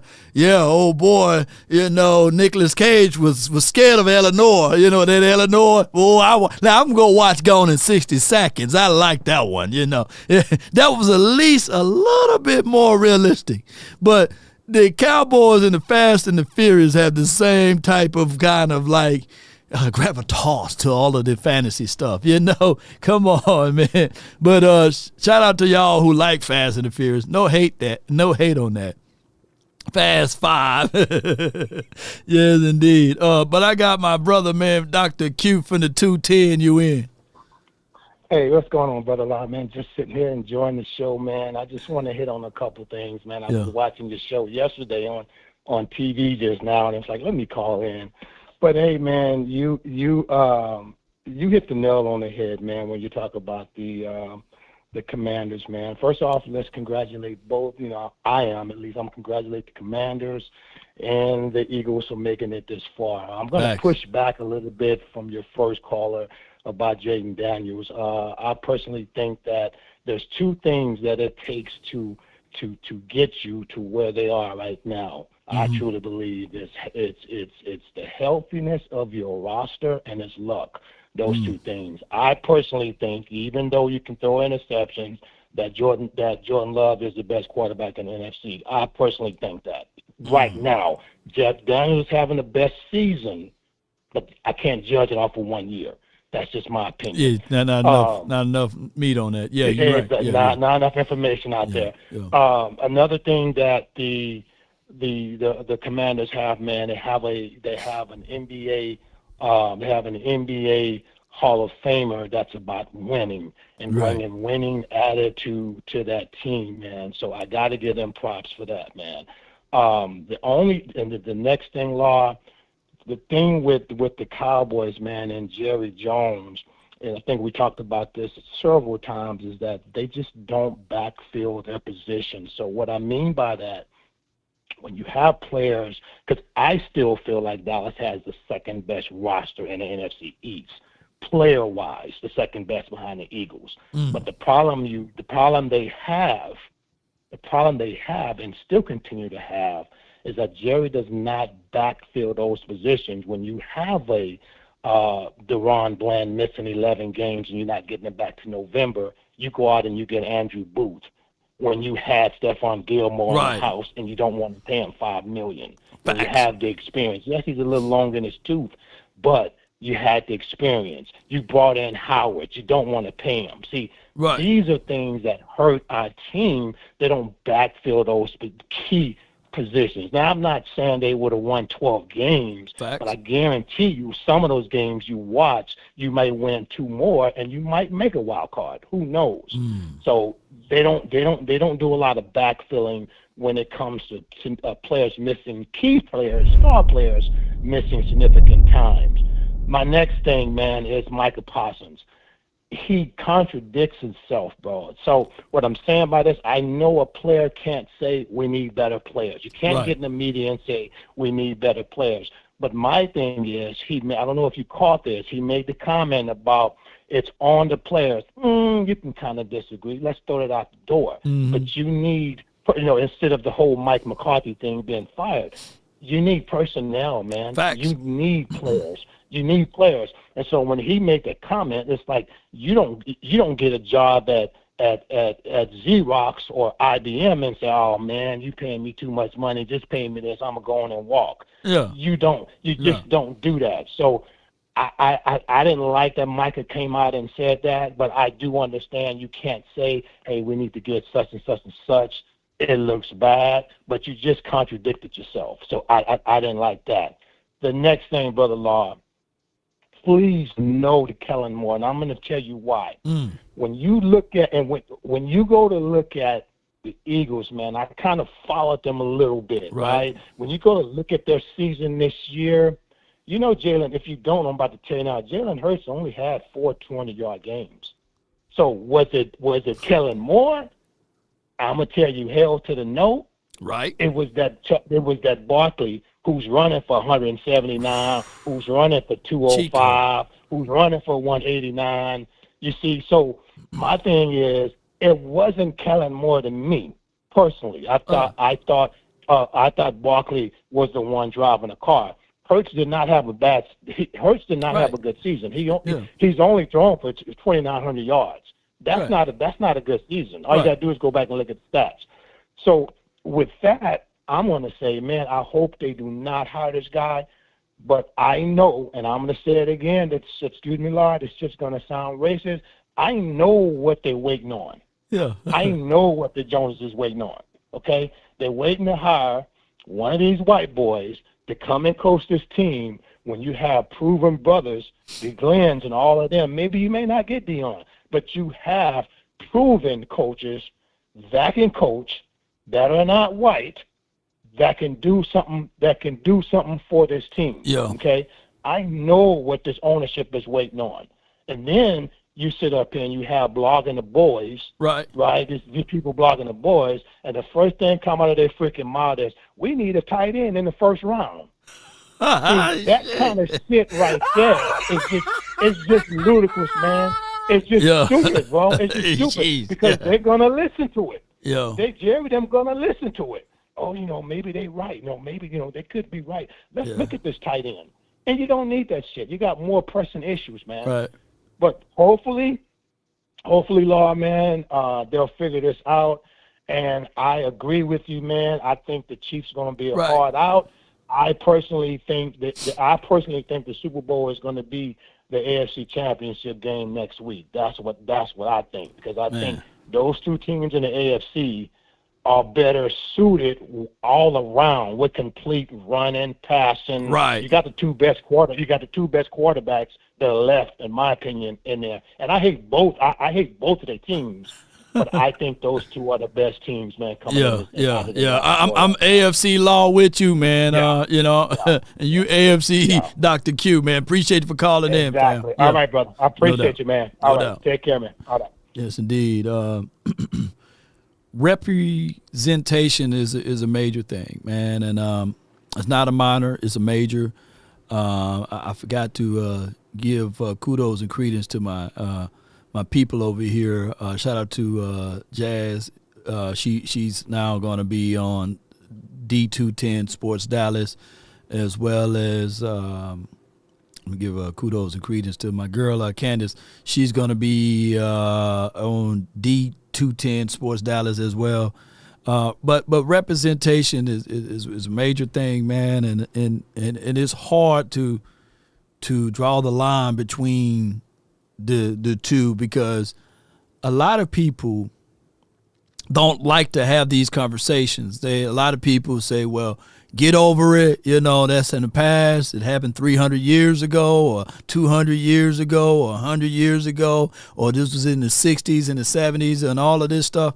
But representation matters, right? And y'all know my stance. I'm against affirmative action, the Rudy Rule, and all of these things, but representations and comfort matter, It wasn't no simple Joe Blow that assassinated Martin Luther King.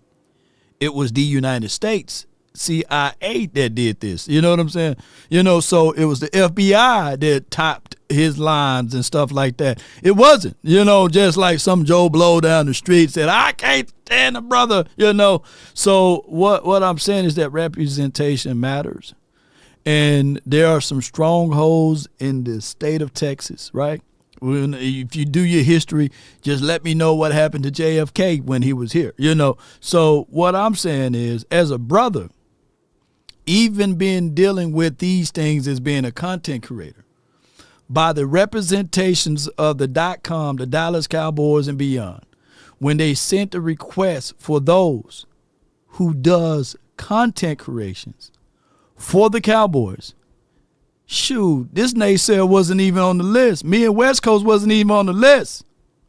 They don't even consider us as Cowboys content creators.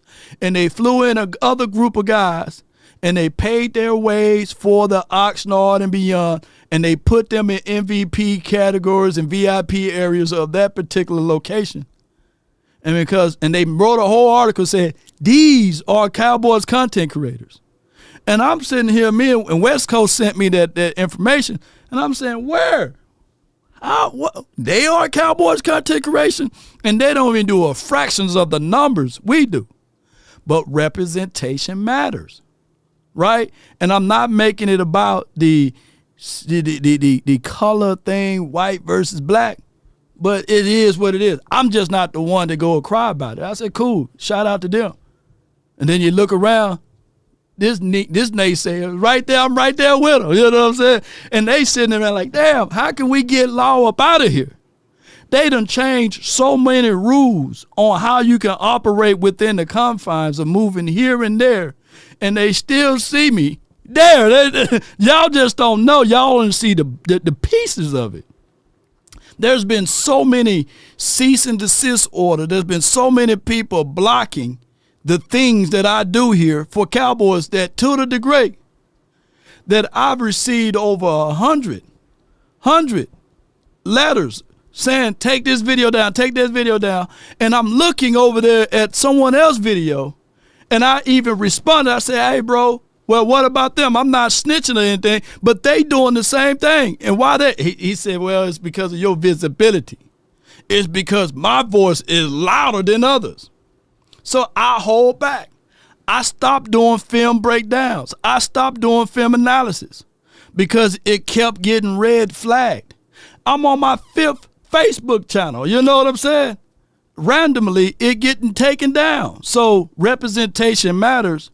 And I had pulled a clip from someone else that took my clip and put it on their particular page. And that mom jumping. I'm saying like, wait a minute. Oh, I'm just not the right hue. But it goes to those type of things. But a lot of y'all don't understand it. So I'm not going to be the one to complain about it. Man, I'm from Mississippi, bro. So I know the rigmaroles of this situation.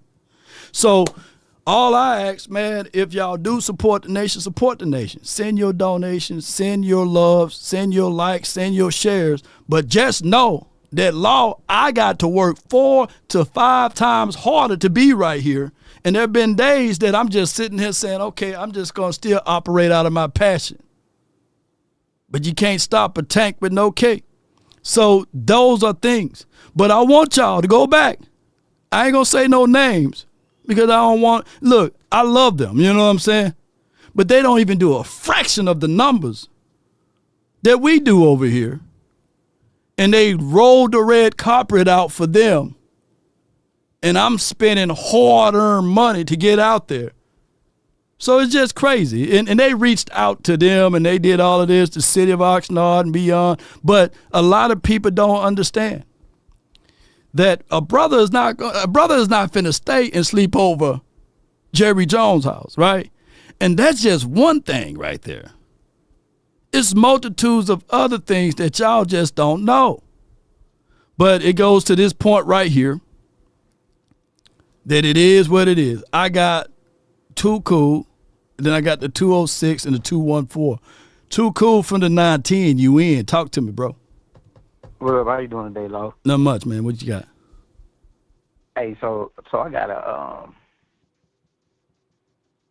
it's like a crazy dilemma, right? You got your boy Fish is like out there putting out as a content creator, hey, I got 2 sources from within that's telling me that basically Jerry Jones and Deion Sanders using this fake interview for him to get paid from Colorado, which I find it hard to believe that they would mislead the public like that. And then he would play on Deion's name like that. So you got the fans, you got the true Cowboy fans that really wanted Deion to come.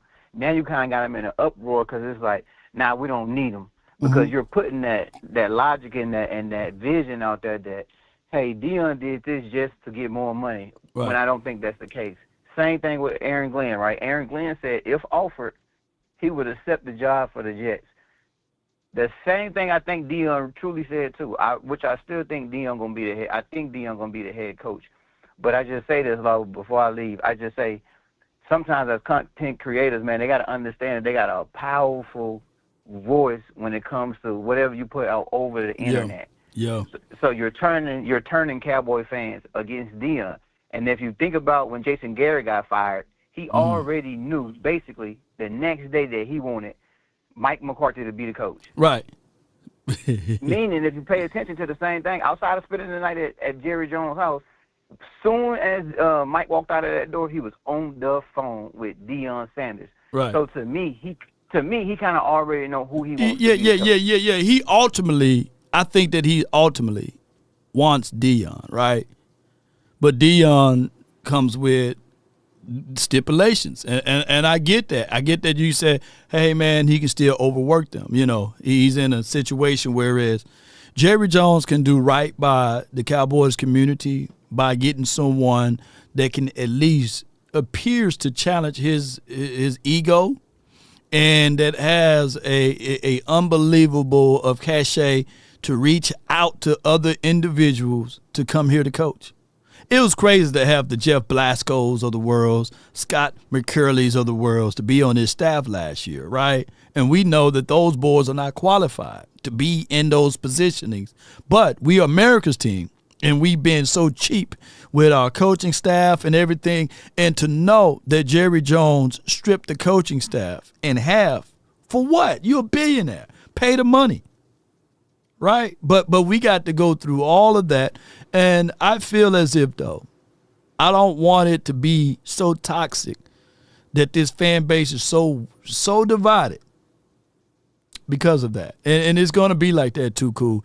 If we hire Deion, there's some strongholds, some strong ties to the community that they don't want him here because of who he is and how he walks with the confidence.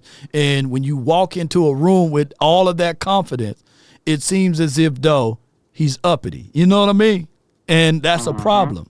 And I've seen micro versions of that when they denied me to go to a certain section at the Star in Frisco. And then someone recognized me, and they said, nah, that's law.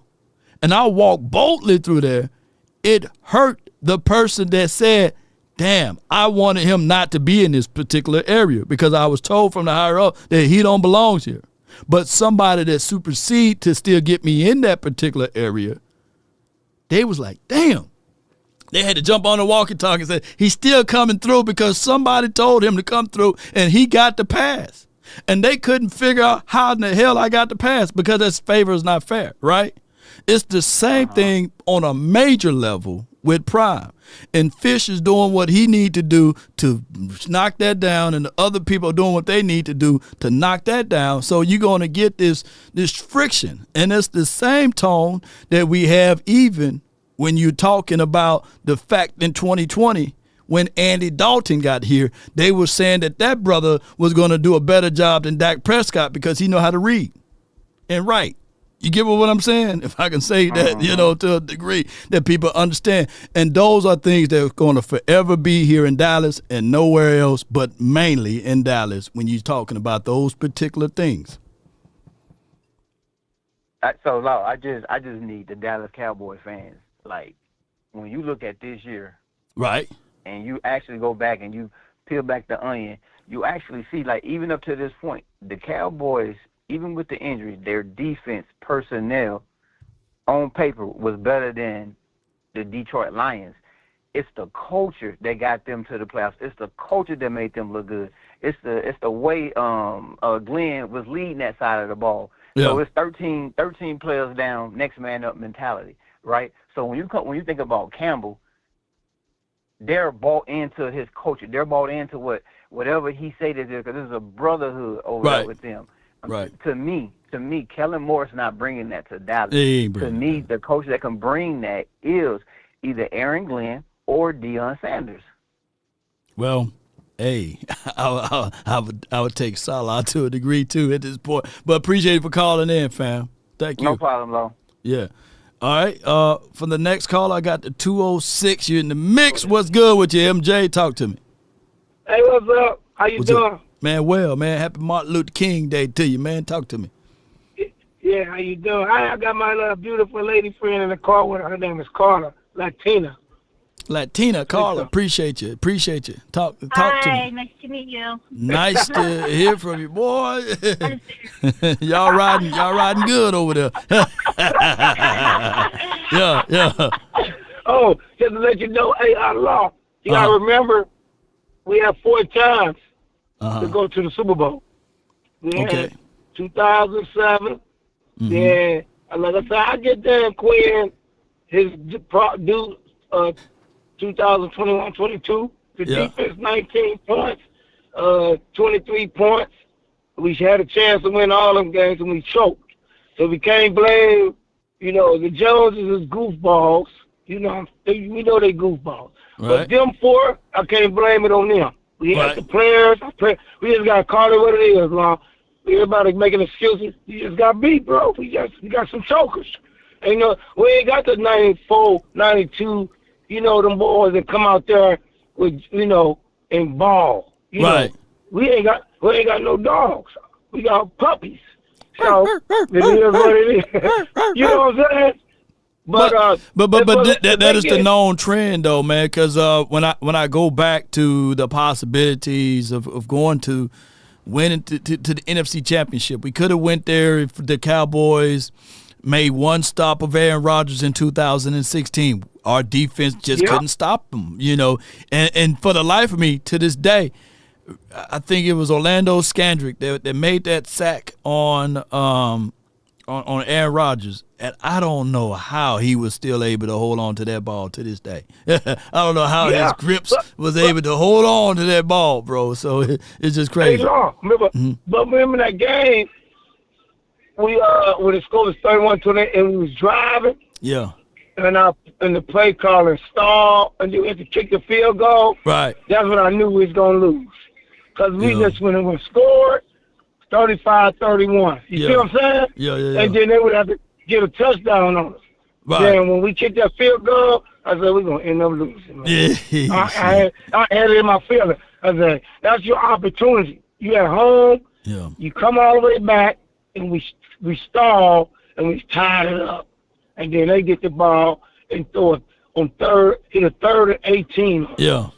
And our corner, you see what I'm saying? So we had a lot of chances, man. We just got chokers, bro. Well, let me ask you this though. Before I let you go, you and your lady friend that's in the car, man, and I hope y'all are all as well as over there in LA and everything. When did Scott Linehan didn't choke? When did Jason Garrett didn't choke? When were they the deciding factor of a game that had great outcomes, you know? Yeah. Hey, but the one guy was trying to talk about the Daniel, the Redskin quarterback.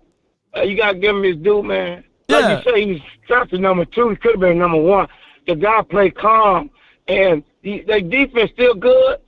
And I want to challenge y'all something. Law. Talk to me. I think the Redskins going to win. Washington going to win. You know why? Why? Tell them that it's human nature. Why? Why? If it went in the snow, hey, Law, if it went in the snow, the Rams would have beat the they would sack that dude about 6 or 7 times. Yeah. And they fumbled twice. Mm-hmm. You got to remember, they was driving, the halfback fumble, and then, you know, the Rams would have beat the Rams had Philly number. Philly ran 3 touchdowns. No passing. Yeah. I hate to say it. I think Damian's going to make it to the Super Bowl. Well, you know, he made it to the Super Bowl. There's some deciding factors on that. You know, never been a rookie. Yeah, never been a rookie quarterback to win the Super Bowl. That would be a good thing if he get there and win it. But I doubt it. It's going to be an AFC. AFC Law, whether it's Pat Mahomes, whether it's Pat Mahomes or somebody of that nature, man, and or it can be the other guy. What's his name? Buffalo, the quarterback. Yeah. Josh Allen. Josh Allen. Yeah. So it's gonna be one of those two, man. I hate to say it. But you can't stop a tank with no key, bro. You know what I'm saying? But I appreciate you, man. I thank you, man. You guys have a great trip wherever y'all may be going, and God bless, bro. Appreciate you, bro. All right, family. Thank you. Have a good day. Well, let me hear y'all say it. Thank you, but let me hear y'all say it. How about them Cowboys? No, what about her? What about her? How about them Cowboys? That's what I'm talking about. She gonna be rolling with you. She gotta be rolling with you. You know what I'm saying? Yeah. Slow rolling. Yeah, you gotta work with the motion. Come on with it. All right, appreciate you. Thank y'all so much. All right, fellas. Yes, right, indeed. That's a good call from my guy. You know, MJ and them and the Swedes or whatever. All right, I got 215. You're live and in Pivo. 215 on the Nation. Talk to me, man. AFC Law, what's good? Yes, indeed, what's good? Chris, that's what it. Warm it up, Chris. You know. I told you, yeah. Chance, I'm calling in. Man, shoot, I'm a man of my word. I need for you to stop calling in, because every time you damn near call in, y'all win. you using the nation, man. That's what it is. You are using the nation. That's what it is, bro. I like engagement with y'all. I like engagement with you. I mean, the chat don't like me too much, but I don't even know. So, why should they? Why should they, man? Shoot, why should a chat over here on Law Nation Sports like anything dealing with the Eagles, man? Why should we? Yeah. I never said nothing crazy in there. I've never said nothing crazy in your chat. Only thing I did say one time was you was capping about something about our defense when we was coming. Like I said, we young. They're young defense, but we was coming, and what happened? But look, that's okay. The DB still can get got. I saw, and that's what MJ was alluding to. Is that if it wasn't for that snow, Puka Nicole done crossed up Darius Slay. Oh, that would have been a tub there. And I seen, yeah. It was a lot of maybes in there. There's a lot of maybes in there now. So I mean, Jalen Carter showed you who he is. Yeah. So either way, one of the main reasons why I called in today was about the whole Kellen Moore situation. I kind of like Kellen Moore. Won't you keep him? Would I want to keep him? Only reason why I keep him for is because if him and Jalen were good together and don't want to keep kicking out offensive coordinators. But, I mean, if he chooses to go back to y'all, I wish y'all the best with him. But that was one of the main reasons why I wanted to reach out and call in after, of course, we got another W, and we taking care of the Commandos coming up next week. Well, here's how it goes. They still have issues on stopping the run. You guys, very much so. Yeah, and Ben Johnson, I don't know why, for the love of God, that he only gave Jahmyr Gibbs 3 touches and a sack and a half when he was averaging 7.5 yards per run, right? Why even look at the wide receivers end around and all of this stuff? But here's what I'm going to say, though, bro. You guys still have, and I know Jalen Hurts is banged up. Quinyon Mitchell is banged up too, by the way. Is he banged up, right? I heard storyline that he's banged up. He got a shoulder issue, but he said he should be good to go. Yeah, you better be, because Cliff is going to attack where y'all are weak at, and that is your secondary, even though you guys had some good situations with that. Y'all bigger strength is stopping the run and the up front getting pressure with your interior. But your secondary is still scary. C.J. Gardner, I like what he brings to the table, but it may not be sustainable enough if they fool around and catch y'all on a bad night. That's all I'm going to say, But it is what it is. That's any given night. That's like boxing. Any given night, somebody can get beat. So Yeah. Well, some people. Outside of Nate Robinson, you know what I'm saying? But, man, I appreciate you for calling in, man. May it forever be a tiable game, right? But I'm AFC Law, so either AFC Law, man. And if y'all go to the Super Bowl again, hey, you know what?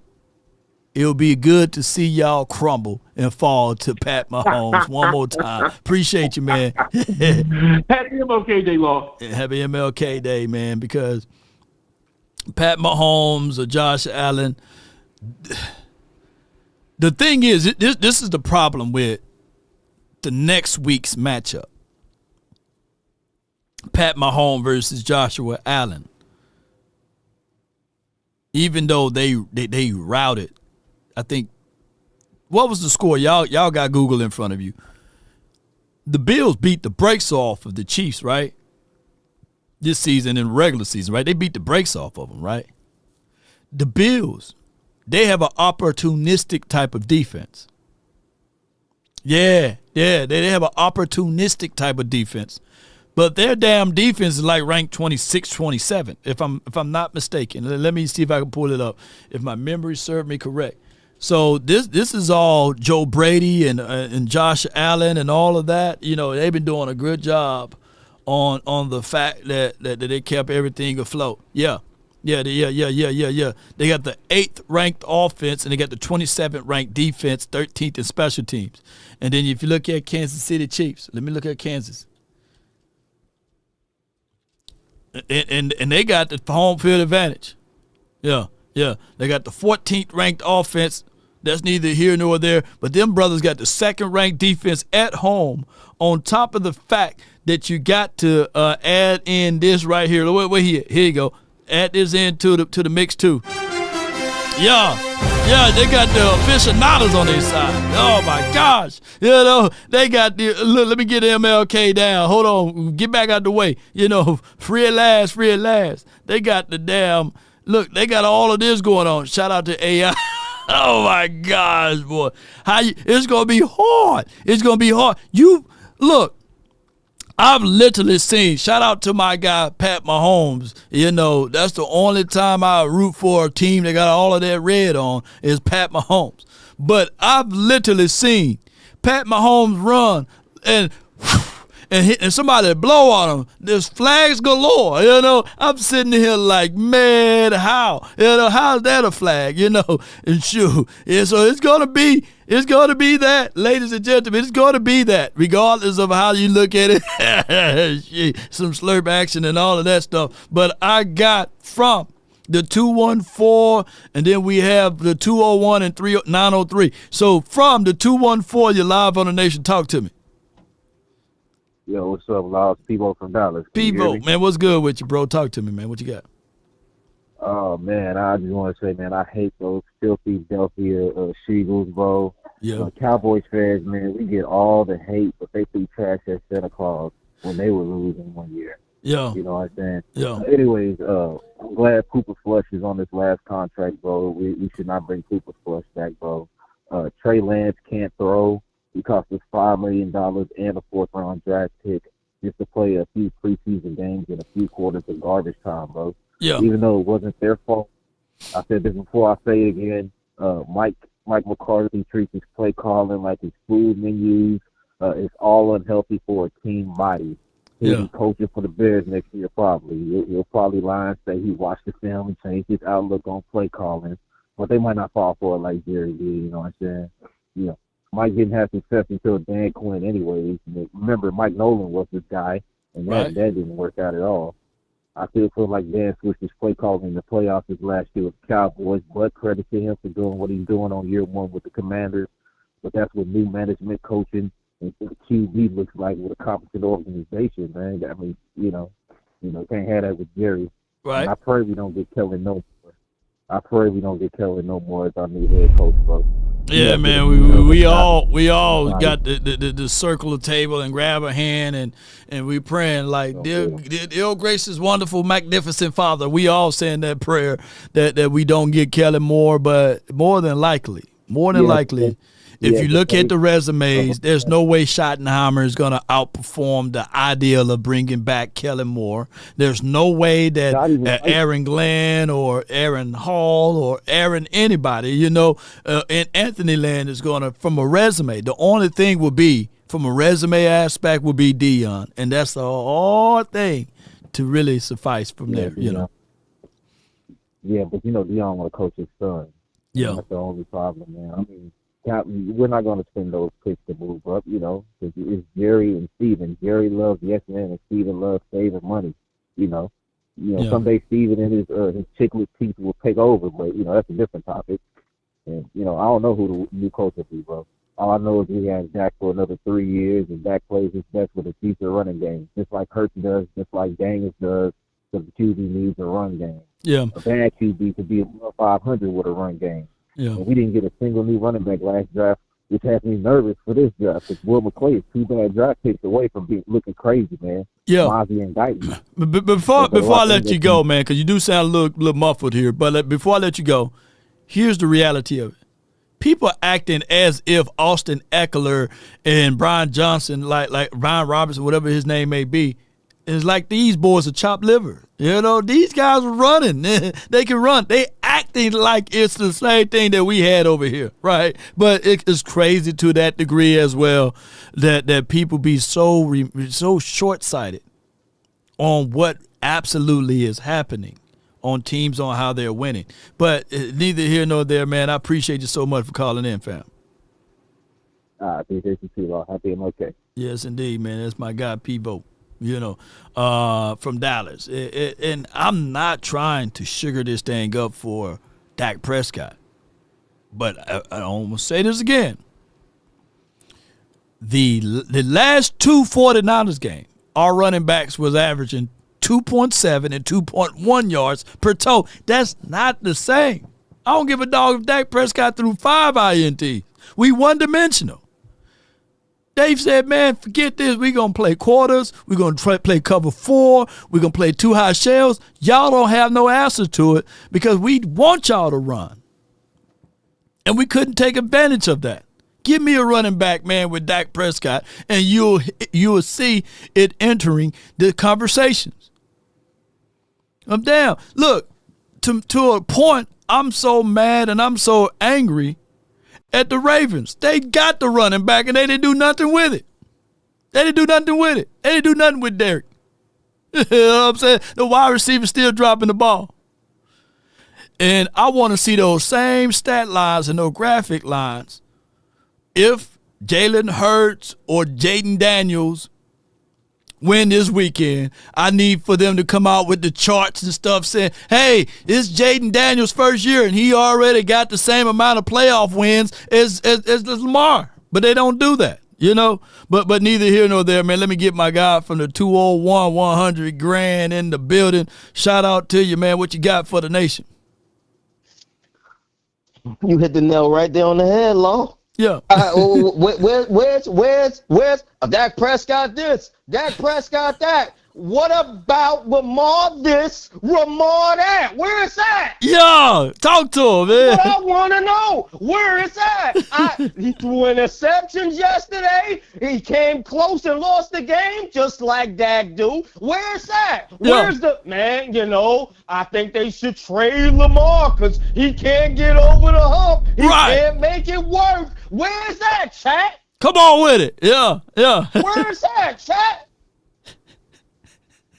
Ain't a peep in there. Ain't nothing in there. I take Lamar Jackson over Dak Prescott any day. That's what's in the chat right now. But if Dak Prescott had that same game yesterday, y'all be wanting to get rid of the man today. Y'all be at his house pulling his furniture out. Right. The greatest regular season quarterback of all time.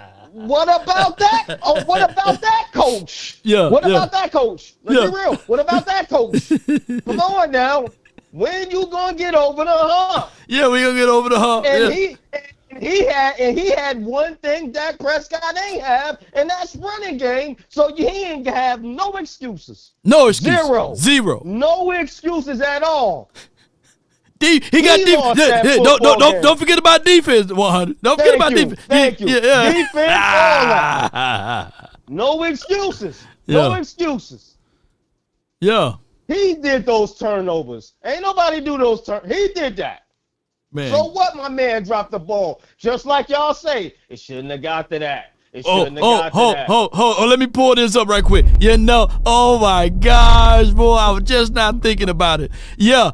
Stephen A. Smith says this is not on Lamar Jackson. He did his job. Unfortunately, the great Mark Andrews had fumbled the ball since 2019. But hey, on that same clip, if you look on your phone, because I know you can't see it. If you look on your phone, they blame Rain Dakota Prescott and not using context on this game versus the Jacksonville Jaguars. Who remember it hit Noah Brown right in the hands? All for Fangio. Hit Noah Brown right in the hands. Right in the hands. Y'all blame Dak Prescott. I don't want to hear that. Come on, man. Stop it. Yeah, it's not fair and balanced. Yeah. It's not fair, man. It is not fair at all, man. That's terrible. It hit her right in the hands, and it's Dak Prescott fault. Now it hit Mark Andrews right in the hands. Oh, man. It's Mark Andrews' fault, not Lamar.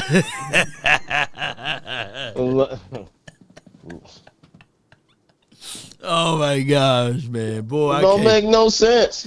Don't make no sense. Yeah. Don't make no sense at all, man. It really, really don't. It's terrible. It's terrible, man. And come on, man. Let's be real, man. Jalen Hurts ain't got to do nothing. The boy had a hurt hand, and he did the same thing he did before he had the hurt hand. And that's handing the ball off to Saquon. Come on, man. Let's be real. A.J. Brown had 3 catches yesterday. 3. Hey, man, this is the crazy thing. Yesterday. On a botch play, right? He still scored a damn touchdown from 70 yards, bro. And that's Kellen Moore's genius, man. I said it like from 70 yards. I said Saquon Barkley, boy. Get the credit for that. Oh, my gosh, man. Let's bring it to Dallas. Come on, man. Oh my gosh, man.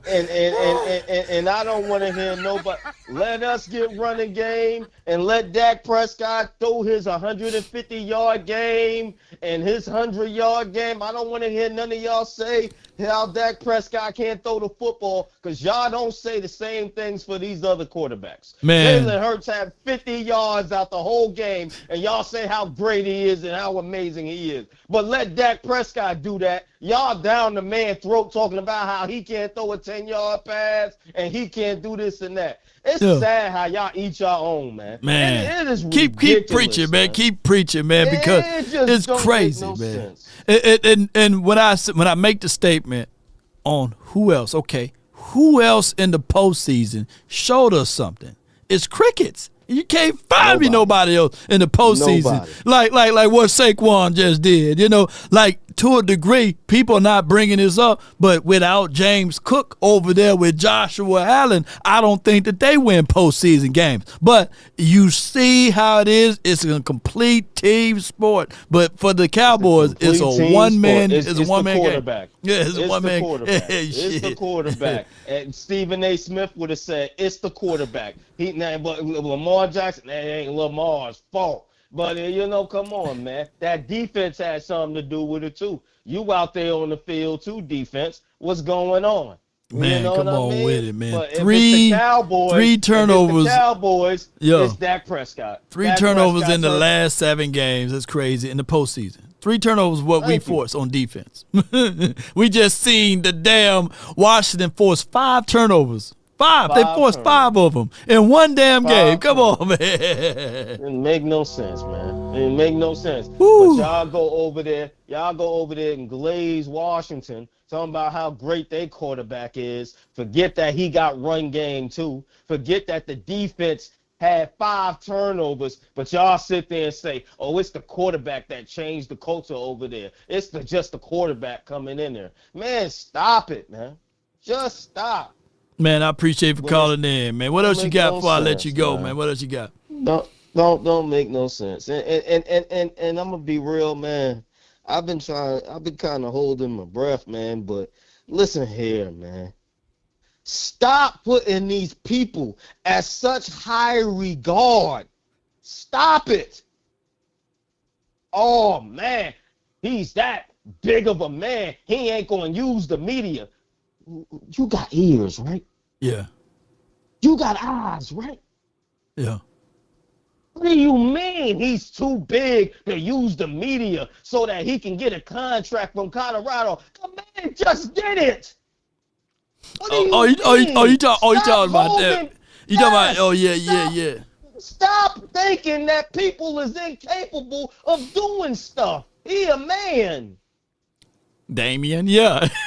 Stop holding men to such a high regard. Like, man, he's just above head and shoulders, man. He's in Jerry Jones, man. They're not going to use the media for their benefit and their good. Where you been at? Did you just pop out the womb today?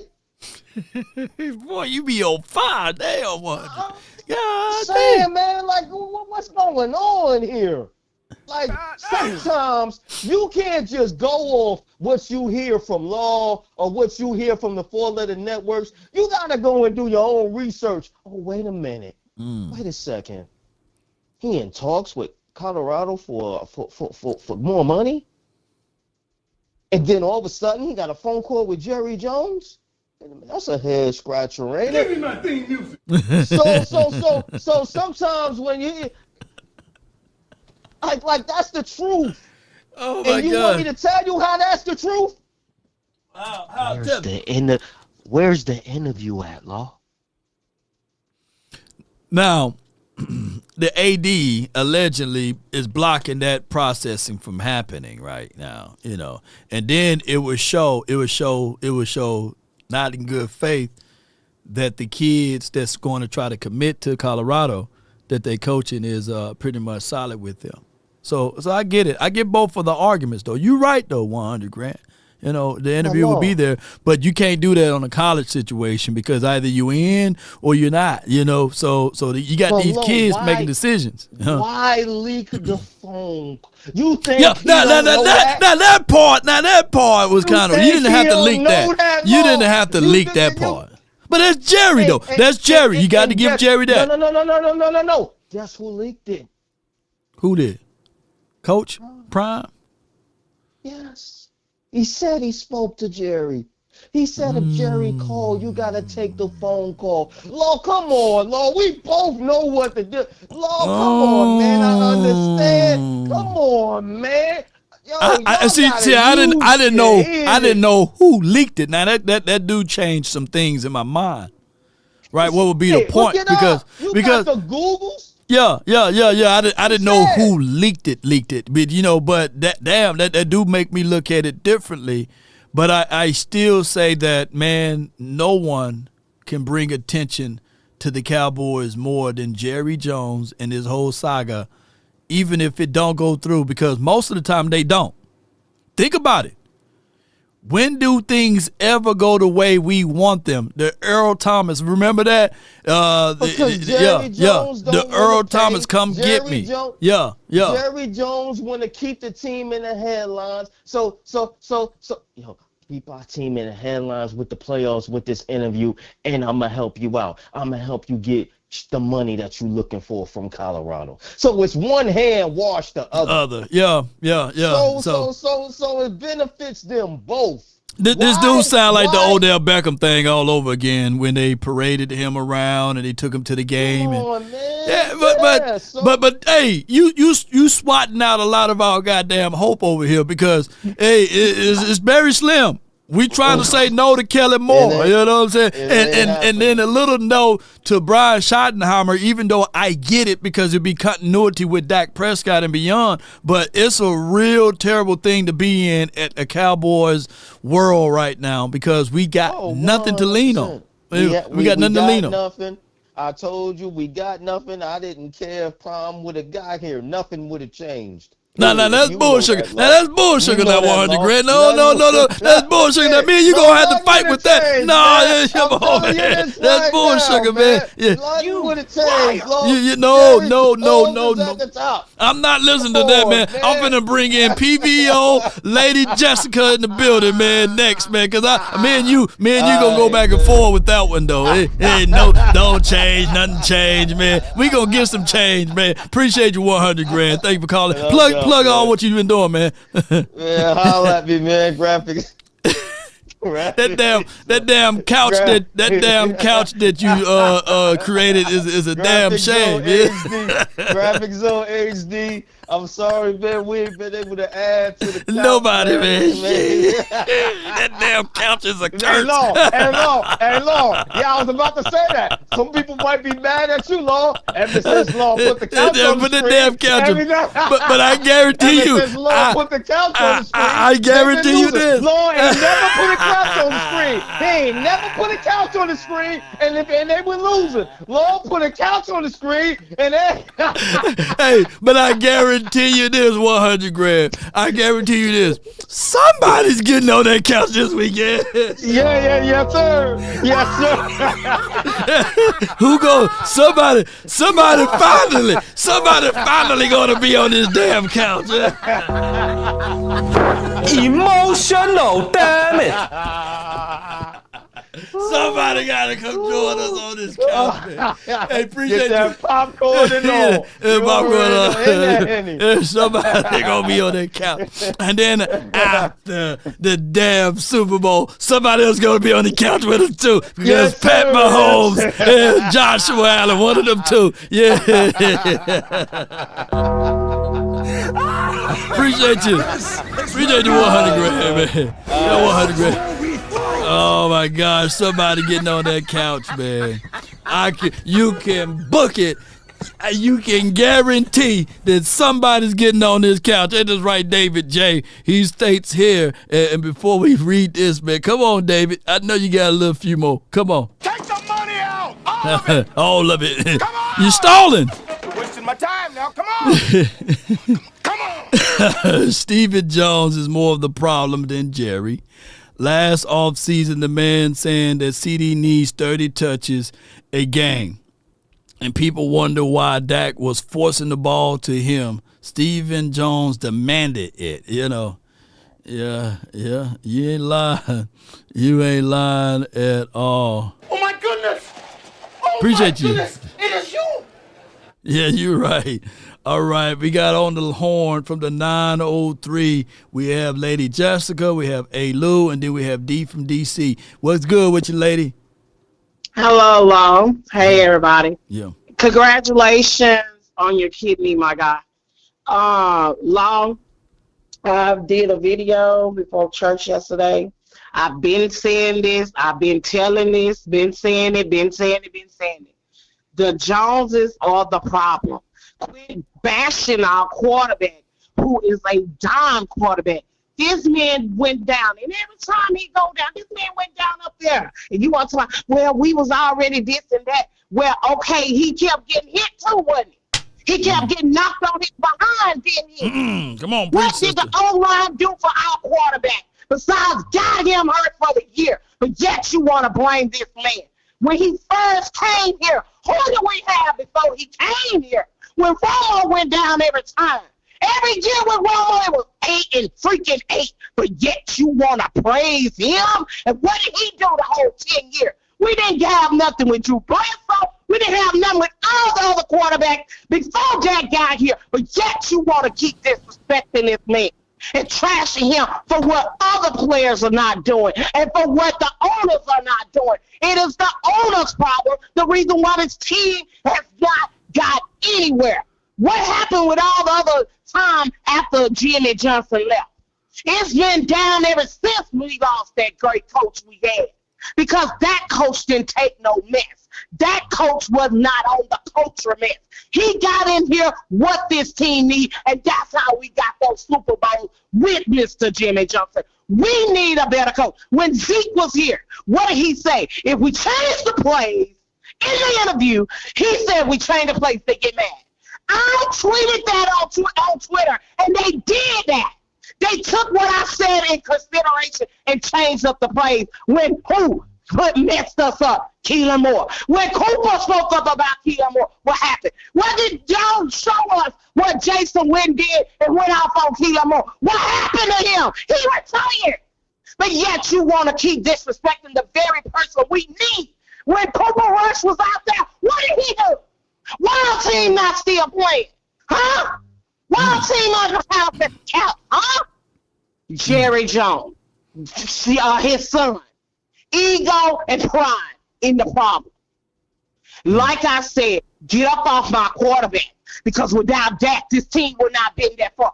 Oh, y'all wasn't saying that when we beat Tampa Bay. All those times, we beat Tampa Bay. Finally. Had not Dak been out there when we had beat Tampa Bay? The man that retired after Dak whooped him is praising this man and talk about what kind of good quarterback he is. He hosts our pains, crazy people. Ain't nothing law anybody can say gonna get anything in these stupid people's head because all they focus on is Dak Prescott money. Dak can't do it by himself. Okay, what happened when Lamar put that ball in that man's hand? They lost the game, didn't they? Yeah. But y'all praise Lamar over your own quarterback. I'm so sick and tired of y'all disrespecting that. Sometimes I wish she had never signed the contract. Then what you gonna do? Be another Trump 30 more years. But you praising those doggone Redskins. Okay, Jerry should have kept quiet.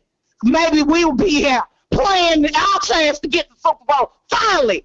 But no, his ego, his pride. The problem is Jerry Wayne Jones and son, not my quarterback. Get off of him and show him some respect. How about them Cowboys? PVO, let's go. Let's go. Look, praise be to God and glory to those who witness this particular day on Dr. Martin Luther King. You know, she brought the fire. I don't know if anybody can echo what she was able to anoint this room with. All I can say is the lady done spoke and the church is listening. That was something remarkable. Shout out to Dak Prescott. If anything in this world, she is literally is preaching this word right here. Come on with it. I'm tired of marching. She tired of marching. Tired of marching for something that should have been mine at birth. Come on with it. PVO. I don't mind saying to you tonight.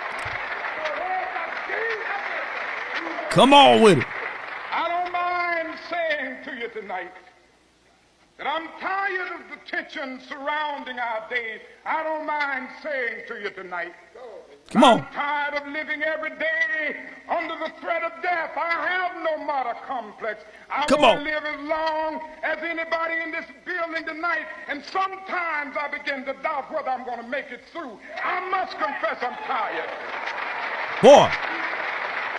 She tired and he tired. We all tired, man. So tired we don't even wash with tired, you know, because we too tired, you know. Yeah. Put the tired, done the laundry, soap and all of that stuff away. I don't even want to see tired, even though it's spelled differently. I don't even want to see it. Come on with it. I got A. Lou from the 304. You're live, and then I got the 928 in the mix, man. Talk to me, man. Or 304, 301. But 304, you live. Talk to me, man. No. Yeah, I got a couple things here. All right. So I hate rooting for the Eagles or the damn Washington team, but hey, I'm gonna be honest with you. Being out here, I'm in the DMV. Being out here in the DMV and seeing these people and seeing how they are actually, starting to come around, and it brings more continuity with the fans around here. Right. It's a good look for the DMV. Yeah. I cannot deny it. Yeah. It's a good look for them. It's a good look for football. And they actually got a quarterback. So I'm good. I'm happy to see it. Hate to see it, but I'm happy to see it. But I love to see it because I'm telling you right now, Jerry is paying attention to this. They all paying attention to this. 7 coaches off his staff last year are now playing for an NFC championship. He's paying attention to it. They're paying attention to it. Now, look, I'm telling you right now, if they harp on Deion and say they don't know if Deion can do what he's doing in college in the NFL. Well, tell me this. Is Dan Campbell doing the same thing Deion is doing but in the NFL? To a degree, yes. He's a walk-around coach, a motivator, not necessarily a play caller, but he empowers others to call the plays, yeah. Okay, so Deion is doing the same thing in college, but that's how they try to knock him to not make him fit in Dallas. That's what Deion would do in Dallas. He would bring the different coordinator in, offense and defense. That's what you need. You don't need somebody. You don't need your head coach calling the plays. I don't care what anybody says. If you have your head coach calling the plays, sooner or later he's going to drop the ball somewhere. Right. Whether that's clock management, whether that's the getting the call in on time, whether that's checking with the audibles, making sure the quarterback is doing what he's supposed to do, making sure you have the same formation or the play call, anything. You're going to drop the ball somewhere because it's too much on your plate to call the plays, to run the team, to look at the defense, to do this. Like you have too much. Argue with the refs. You got too much going on. That was McCarthy's biggest problem. He did not succeed that way. He did not succeed that way in Green Bay. He gave up the play calling. He took it back. He gave it up. He took it back. He couldn't do it. He couldn't do it. Yeah. But if they hire Kellen Moore, that you got to run with the punches, right? Yeah. I can say this. and I think it's more of personnel more than anything. If you give him a Saquon, he's going to run Saquon. He ran Zeke. I give him that.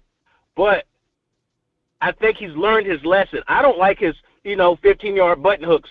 I don't like it. I don't want him as a coach. But if that's what it is, watching them play throughout the year, his play calling has progressed. Now he still does the dumb shit of bootlegging on a 2nd and 10, and now it's 3rd and 15.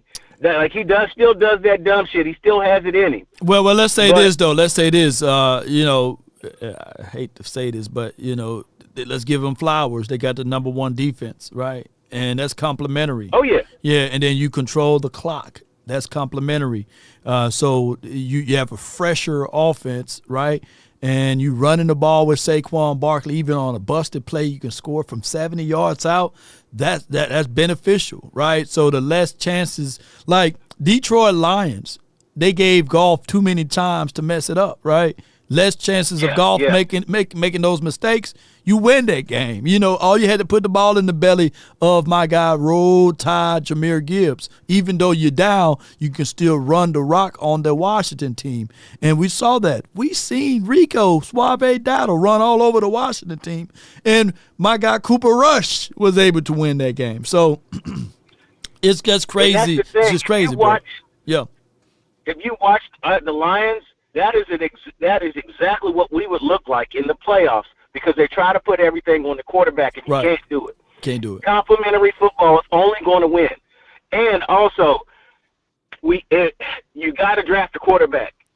You got to draft a quarterback this year. You got to draft a mobile quarterback that can move and shake, because everything you cannot move and shake, and you're a sitting duck. It's hard to win. Even Jared Goff can move. Right. Pat Mahomes can move. Dak, I've never seen a Goff quarterback can't move, man. You meant Goff couldn't move, right? A statue, concrete block. He can move. Yeah. Yeah, no, not like run the ball, but he'll move now. He'll move.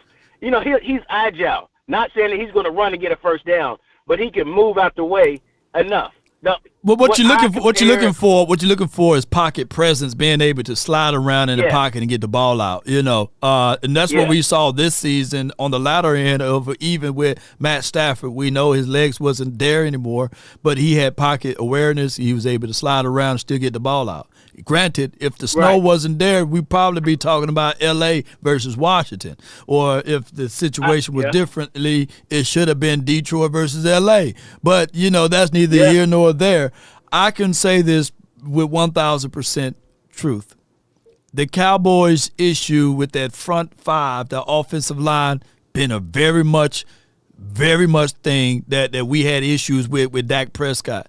You had a rookie left tackle. We know that he was dog food, and he was good enough to be on the lineup when Dak Prescott was in there, and he was bad enough not to be on the line when they had Cooper Rush in there. Make that make sense for me, Lou. You get what I'm saying? So we got issues on so many levels that the Cowboys front office done allowed anybody with natural football sense. When Christian Darrisaw went down, the first thing the Minnesota Vikings did was they picked up the phone and got a true left tackle in there. They didn't roll out their practice squad guy. They didn't roll out a rookie. They went and got a true piece. Now, granted, they went to bed in the postseason, but those are things that what teams supposed to do during the regular season is make sure you protect it up front. Make sure that you get your quarterback a run game. That's what they did with Lamar. That's what they did with Josh Allen. That's what they got with even Pat Mahomes. They got a legitimate front 5, and they can protect the quarterback so they can go through the progressions. The thing is with Washington, they got a mobile quarterback, but they got run game. They got 2 running backs that can average over 5 yards per tote. So that's a good thing. And then we already know how the Eagles got with their front 5 and their run game. So it is what it is. So them saying, I'm hearing the tea leaves is that they're going to stretch this all the way out to the Super Bowl. Of course. Right. Of course they will, just to try to grab headlines at the Super Bowl. Right. My issue here is if they're waiting to the Super Bowl and you haven't interviewed Aaron Glenn or Ben Johnson or Joe Brady, if you have not been able to get in contact with these people, you're waiting on Kellen Moore. It's plain and simple, right? It's like writing on the wall. But why is it we cannot do the right thing? This is like, you know, you have it. It's like right in your face with everybody in the NFC East. Right. It's right in your face with everybody in the AFC as a whole. They'll go out and they'll actually either take a deep dive into free agency, or they'll go out there and get the best coach possible. Not somebody that they know, not somebody that, you know, is best friends with friends and friends, not somebody that had to sleep over and probably got diddy-fied. Now, you know, like, come on, why, I just don't understand it. I really don't. A principle and a philosophy will always be those things. Do you eat cereal? No. Do you have kids that eat cereal? Do you know of anybody that eats cereal? Damn, you don't eat no grains, none of that. You know what I'm getting at? Yeah. But I'm talking about a philosophy. You kind of destroyed me before I got a chance to say it. But most people, do you pour the cornflakes in there first, or do you put the milk in there first? When I ate cereal, I put the cornflakes in there first, and then you pour the milk, right? Pour the milk. Yeah. Right. Well, the Cowboys are different. They believe you pour the milk and then you put the cornflakes in there, and they ain't changing it. You know, they would rather argue with you and say, nah, the way you doing it, A-Lo, is the wrong way. You got to pour the milk first and then pour the cornflakes up in there. You know, so that's a philosophy. You know. Wow, wild as hell. Right. Wild as hell. Last thing I got for you, man. Do you think it's a foregone conclusion that Kellen Moore is the head coach? If not, who do you think is there? I don't think Schottenheimer. That's just a talking. I think Schottenheimer is used to get Deion out the way.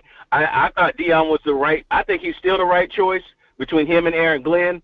But outside of that, it's hard for me to believe that they'll hire a black coach, because that's really at the end of the day, everybody has actually done something of that nature except for the Dallas Cowboys.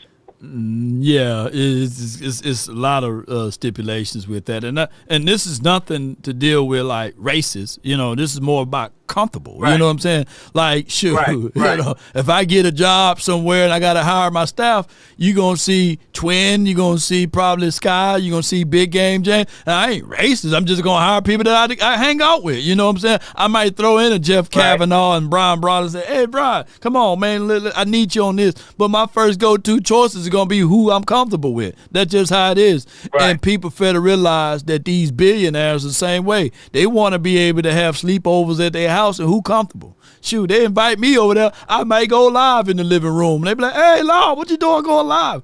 We got some Bohemian Grove stuff here, you know? So that's just how it goes. And then that's just what it is. They're going to hire somebody that's comfortable. You turn on 105.3 The Fan, ain't nobody like me up in there. You know, you see a lot of people that they're comfortable with. Bobby Bell, you know, Sean and RJ and Brian Broad. You don't see a lot of Tyrones and Keishas up in there, but that's just how it is. They comfortable with that particular thing. But when you go to 97.9 The Beat, you're going to see a lot of people that look like you and I. Appreciate you for calling in, bro. No problem. Yes, indeed, man. So that's just how it goes, man. People need to get out of the white versus black thing. You know, these billionaires with a B. That's why I don't like the Rooney Rule, because it's not genuine. You bring in a brother that you know that's just going to be a gap filler, and just so that you can solidify the Rooney Rule, but you really ain't comfortable with them. So this is how it goes. And y'all know I'm telling the truth. Yeah. So somebody said it depends on the cereal, what you pour first. I feel you on that. Here's from Brandy. She says, Jerry is an unmovable object like the Joker. Unfortunately, he ain't going anywhere. So, yeah, until he tastes the dirt, see the dirt, or get up under the dirt. That's just how that goes, you know. But I appreciate you for your support. And let's go with it, man. Boy, how long I've been live? I feel like I've been going live for 4 hours, man. I know we all out. Take the money out! All of it! Come on! You're wasting my time now. Come on! Yeah. I got let me lock it down. The conference has been locked. Sheesh. Woo! All right, 301, then 305. 301D from DC, man. What's good from you? good? Long time no talk. Long time, bro. I just want to say happy Martin Luther King Day and congratulations to you on all your success. Now, yes, Cowboys bring in $100 million to their salary cap. If they flip the switch on Dak, if they flip the switch on CD, that frees up $100 million of cap room. Am I correct on that, Law? I believe I'm correct on that. But let's hope they do that first. But as far as the coaching staff, I would like them to bring a psychology coach, meaning a coach like a Jimmy Johnson. There's very few coaches like Jimmy Johnson. Right. So they're going to master in psychology. We need a psychology coach to get our mentals and our dentals right. Yeah. That's how we can get over the playoff hurdles, in my opinion.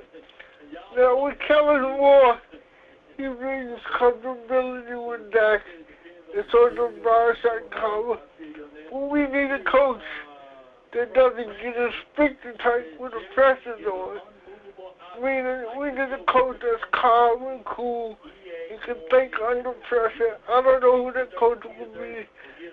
I would like to see maybe a Robert Sala, like you said, or Anthony Miller, because he's doing a good job with the running game with the Commanders. But Lord, your piece, what coach is got that psychology level that can help us get over the hump? Because it's not a physical thing. It's a mental thing. Yeah. I mean, shoot, that's exactly why we've been yelling prime over here, because we know the psychology mindset that he will bring to the table. It's not for his X's and O's, it's for his influences and what he can walk into the room and he can start coaching with the gold jacket on. And these players all of the players, all 53 players, should want to be inspired to have that gold jacket. And while him coming in there with that gold jacket on and being able to preach and teach to these boys, they would listen. They'll flat out listen to what he had to say. And that's culture changing. Yep. You're right on that, Law. But in your expert opinion, because I do consider you an expert on these things, who, in your opinion, who would be a good game manager as far as running the game? As far as running the game, as far as play by play. When I talk about running the game, I'm talking about managing the clock well and just running the game like a Bill Parcells, because that's what Bill Parcells was excellent at. Running the game, managing the clock, and calling the right plays to work the clock. That's what we need. We need a coach like that. And I don't see a coach like that, except for Sean McVay or most certainly, D. I definitely give you my answer, but I got some breaking news that I got to talk about. Appreciate you, D from DC. Yes, Ben Johnson is now off the list, ladies and gentlemen. He is off the list as being a coach of concerns here in Dallas because he will be going to Chicago Bears. You merely adopted the dark. I was... Breaking news. So the Bears finalized the deal with Benjamin, not Buttons, but Johnson, and that takes him off the list for the Cowboys. Now, here's what I want to tell y'all. When you want something, and I've been telling y'all for many years, if you want a thing bad enough to go out there and fight for it, to work day and night for it, it don't take you long. It don't take you long. It don't take you long. I want that. I go get that. And then I'm going to go ahead and jump into this free agency to see what I can work with this particular source right here. On top of that, he knows the division, right? That's a situation. On top of that, it is a good deal for them to go ahead and start building and not waiting too late. If you know what you want, you go get what you want. Now, I would not be surprised, like y'all said, the moment that these other guys get up out of here, there will be some more news like the Dallas Cowboys signing Kellen Moore, because now we can see the evidence. Appreciate you, Jared Cutler. Appreciate you, man. Thank you for the rings over there, man. Appreciate y'all, man. And I know y'all been sending love over there on the Facebook side, but we've been trying to work with Facebook to get the announcements and all of that stuff going. But this is a situation and scenario. Take the money out, all of it. Come on. You're wasting my time now. Come on. And that's the reality of it. Yeah. So the Mike McCarthy, boy, your option getting very slim, Mike. I don't know what you're doing. But you still have the Saints. You still have the Jets on the deck. And who else? Who else on the deck that's looking for a coach? Jacksonville, I believe. So, Mike McCarthy, your chances are getting real slim. And if he don't get signed a coaching job, then lo and behold, we wasted 5 years. Because that means that he wasn't worth the grain of salt we've been fighting for. And that will put everything in different perspectives. If Mike McCarthy don't get a coaching job, it will mean that, hey, we were wasting our god doggone time with Iron Mike over here. From the 305, you're live on the Nation. Talk to your boy, Law to the Nation. Talk to me. Big Law? What's good? Big Law? Happy Martin Luther King Day, man. Yeah. We all know Mike wasn't no damn good coach, Big Law. Come on, man. You're right. Mike was out the league before we got him. He was out the league for a reason. Right? So they could stop all that, man. He just got they did their due diligence and they grabbed him up. It's called PR, man. Everybody got a publicist, man. So Thanks. You talk to who you talk to, and you want to get your client, some type of gain, some traction. You know what I'm saying? Mm-hmm. With that being said, I know we've been talking about a lot, and I know it's Martin Luther King that you've been talking about. Yeah. And you've been talking about a lot of, racism things with our owner and this and that. I want to ask you a question, though, Big Law. What's the difference between a racist and a bigot? A bigot is... And if Checker tune in, too, they could probably write it in, too. But go ahead, Law, my bad. Nah. You give me yours, and then I'll feed off of that, because we could definitely go back and forth on that one. You know what I'm saying? I give you the definition of a racist, but not a bigot. But go ahead. Well, I mean, they kind of the same thing, right? Let's just go towards our owner, because a lot of people will call our owner right now because the things that come out prior to this, like the Jamie Foxx thing. I don't know if y'all remember that earlier, or the pictures when he was a little kid. Right. And we talk about why would he wouldn't want a black coach here. Right. And and even though we have the most powerful owner in the league and probably one of the most powerful men in the world, this thing is kind of bigger than him when it comes to this American team. Yeah. You gotta understand, this guy has a lot of sponsors, a lot of white corporations. Yeah, stakes into these things, yeah. Into these things. And believe it or not, even his family members, right? Right. So I'm glad when you say that, it's not necessarily racist, because let's believe Jerry Jones thinking about Deion coming here. But for the simple fact that he have to go in that front office and he have to sit down with his family, and corporations going to be calling him and say, hey, Jerry, what are you doing? You have a black coach as an American team. Yeah. With all these things that could be coming out, as far as racist things that could be coming out in the world. So what happens when something come out and like a Colin Kaepernick thing come out and Deion is the head black coach of America's team? What do he do in that situation?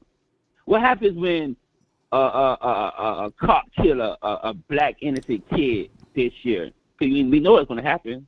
Damn. We see who our president is.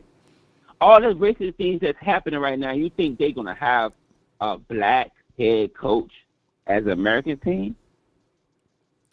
Boy, man, Now, I get it. You know, I understand. No, it's Dr. Martin Luther King Day, and these are some strong conversations that a lot of people don't want to hear, but they need to adhere to it because, you know, at the end of the day, I get the undertones, right, and the perceived things that's going on between culture and non-culture, seasons versus unseasoned, you know, because we even said it, you know, when he said, give me that theme music, you know, in Jackson State, it was my hitter, my hitter, my hitter, my hitter, you know what I'm talking about? But when he went to Colorado, he couldn't play that same type of brand of music, and the band was different too. So I get all of those type of things. But a lot of times people from the opposite side, they can't identify with our struggles. They can't identify with the things that we go through. And then they will point out the few things that we are able to accept and say, hey, there was a situation. There was a situation that, you know, we had a black president or a minority president. There was a situation where we had a quarterback of a darker hue to win the Super Bowl, right? The Pat Mahomes, the Russell Wilsons of the world. But there's not a lot of people that don't understand and tap into the community, that there are lines within the lines, even within our own community, versus light skin versus dark skin. Whereas we don't only have good hair versus nappy hair, C4 hair versus whatever coarse hair. We got levels to this, bro. Drake versus Kendrick Lamar. You know, there's going to always be that internal fight between ourselves. And I'm going to say this, man. There won't be a president that's blacker than a spade. You know what I'm saying? Out of the nights that cover me of these United States, there will be a light-skinned version. We will accept that, right?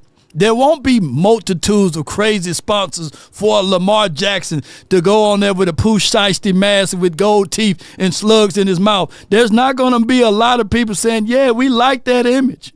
That's why you don't see Lamar Jackson everywhere, right? But people are acceptable. People are more acceptable for a Pat Mahomes.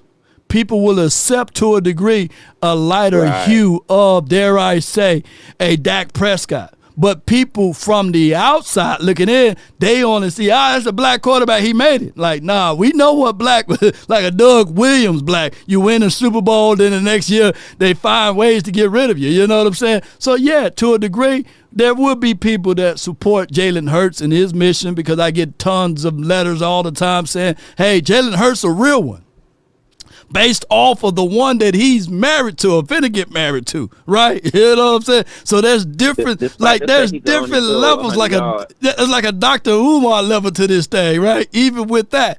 But people will forget about those type of things and the undertones that we have to live with just to be in these skins of hues. You see what I'm saying? But, you know, it's just for what it is, you know. And I don't know who Jaden Daniels is dating. I hope he just get his mind together and do his thing. But you know how it goes, you know.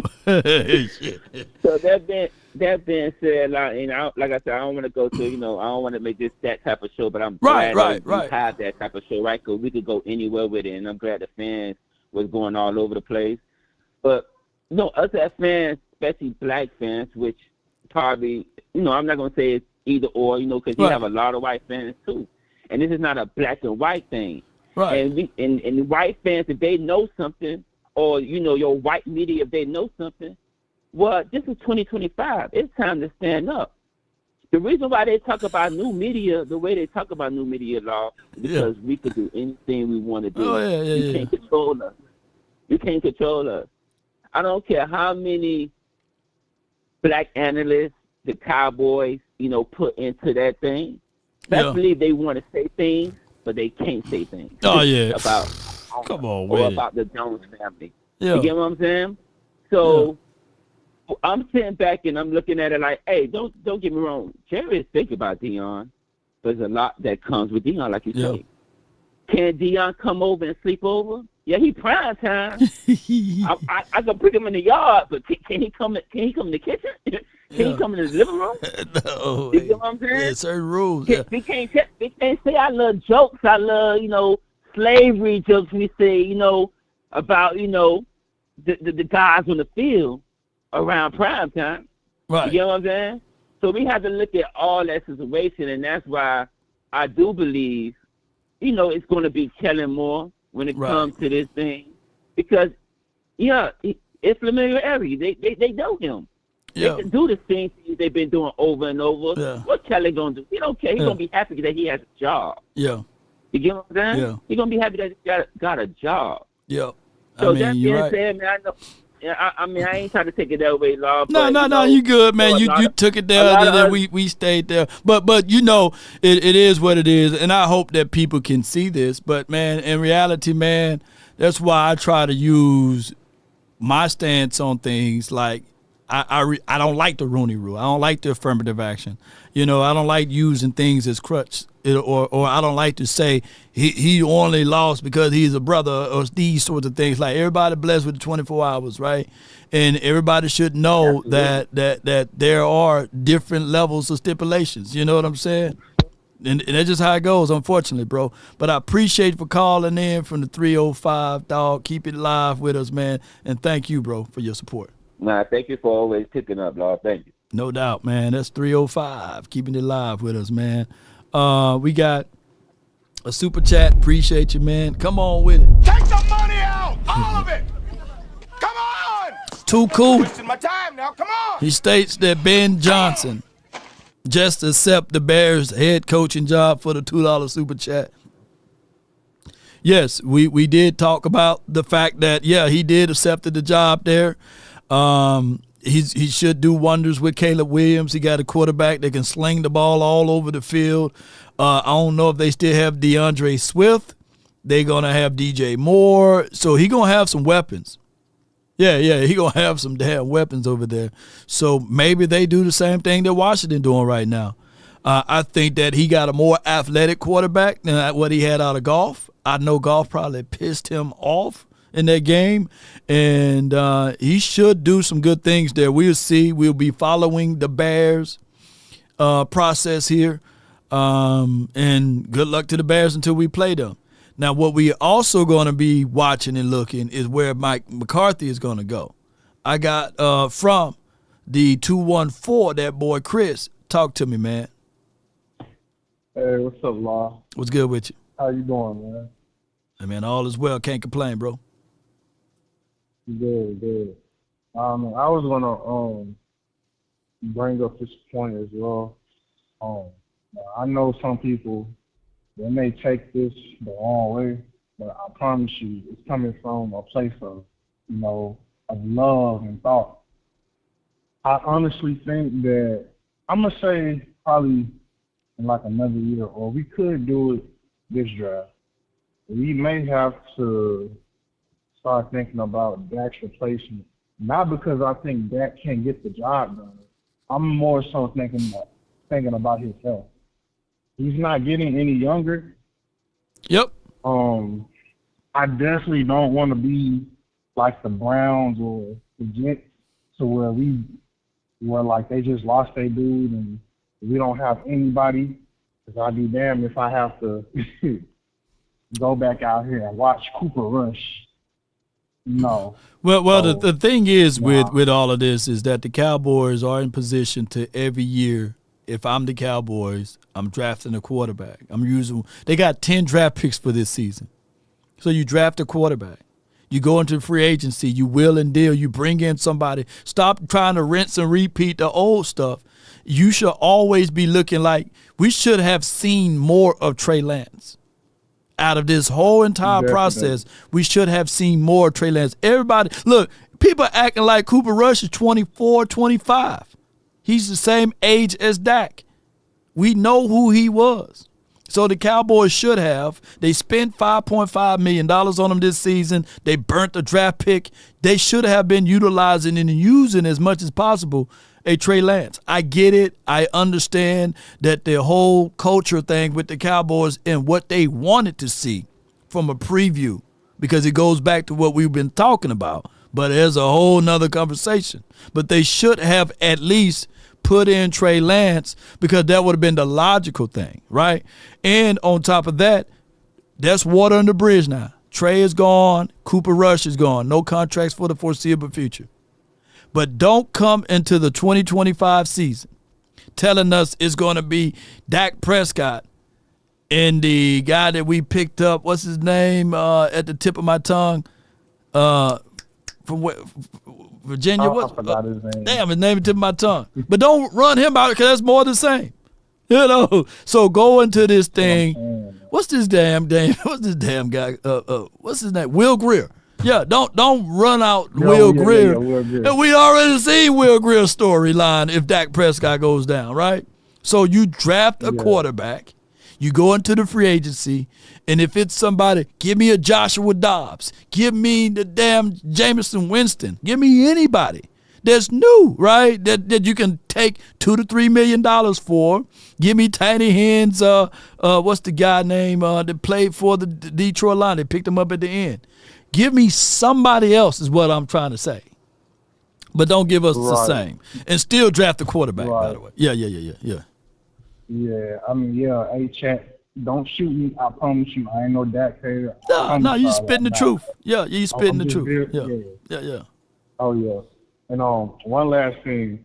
So, how you feel about this Jason Witten thing? And do you feel like Jason Witten is going to have more of a leash, being that he boy? He almost like the standard to to Jerry Jones and Stephen Jones. Like, that's their boy. Do you think he'll have more leash, or do you think he's just gonna get in line with everybody else? I think that he's cut from the cloth of a Parcells guy, the temperaments that he brings to the table. Granted, he's been lumped in with Jason Garrett because that's who we familiarize him with the longest, right? But I would say this with Jason Witten. I have no ill wills on the Joneses if they come out and say, this is our damn guy. We like him. He's going to be on the staff. My only problem is when they dangle it in front of us, they play skittish and coy with us, and they don't continue to keep that same energy. That is my number one issue with the Cowboys. If they were to come out and said, even after they got rid of Bill Parcells and said, Jason Garrett is our guy. We didn't like the fact that we missed out on Sean Payton. Jason Garrett is our guy. Wade Phillips going to be the DC. I think that this whole saga would have been a whole lot different because normally what we've been facing with of the Jason Garrett era been the lack of defense. We didn't have no good defense. We had terrible defenses, with Jason Garrett. We had terrible defenses. So the Cowboys need to stand on business, stand on their 10 toes or whatever toes they got and say, this is our guy. This is what we're going to go with. Like it or not, let's go, and just be moving with that instead of the double-minded stuff that we've been dealing with the Cowboys front office. And it shows the lack of judgment, the inconsistency with their information on who they really like. Been a pain in the ass with us, even with the players. They move slower than cold syrup, Law. Slower than cold syrup and molasses and all of that boy, Chris. Appreciate you for calling in. Thank you for being part of this, man, bro. All right, Law. Yeah. Yes, sir. Yeah. Yes, indeed. I got Action Power, man. I got two more people on the phone line, bro. And I've been live long. But I can just get off right now if y'all want me to.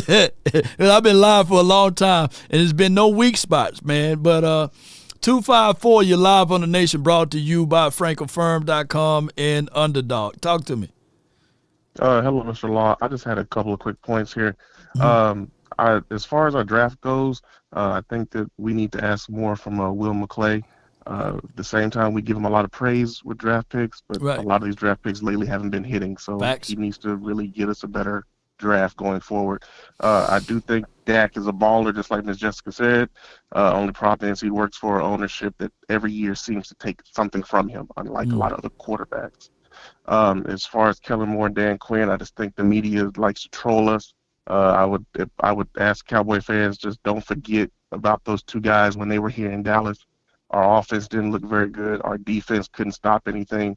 And when you look at those two teams now, Washington and Philly, they're still having the same problems that those guys had here in Dallas. Yeah. Cliff Kingsbury is covering up for Dan. He's saving him. And I think Kellen Moore is being reeled in a lot by Sirianni to run the ball, unlike McCarthy, who was about throwing it. Right. So I just think we should look into that. Offensively, I think Kellen Moore, Cliff Kingsbury, one of those two guys probably would be the best bet. Our offense is going to go through Dak. We need to bring somebody in here who can sit down with him and figure out what he likes, what he doesn't like, and work with it. The same thing on the defensive side. If Michael Parsons is going to be our anchor baby, we need a defensive coordinator to sit down and run it off of him. And then as far as Deion goes, Deion's my boy. I like him, love him.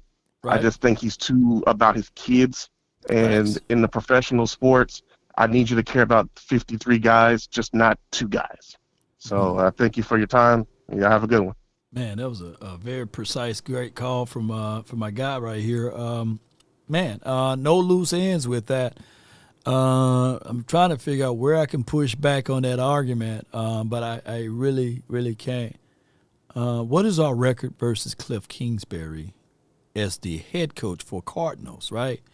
I think we lost every game that he coached when we went up against him.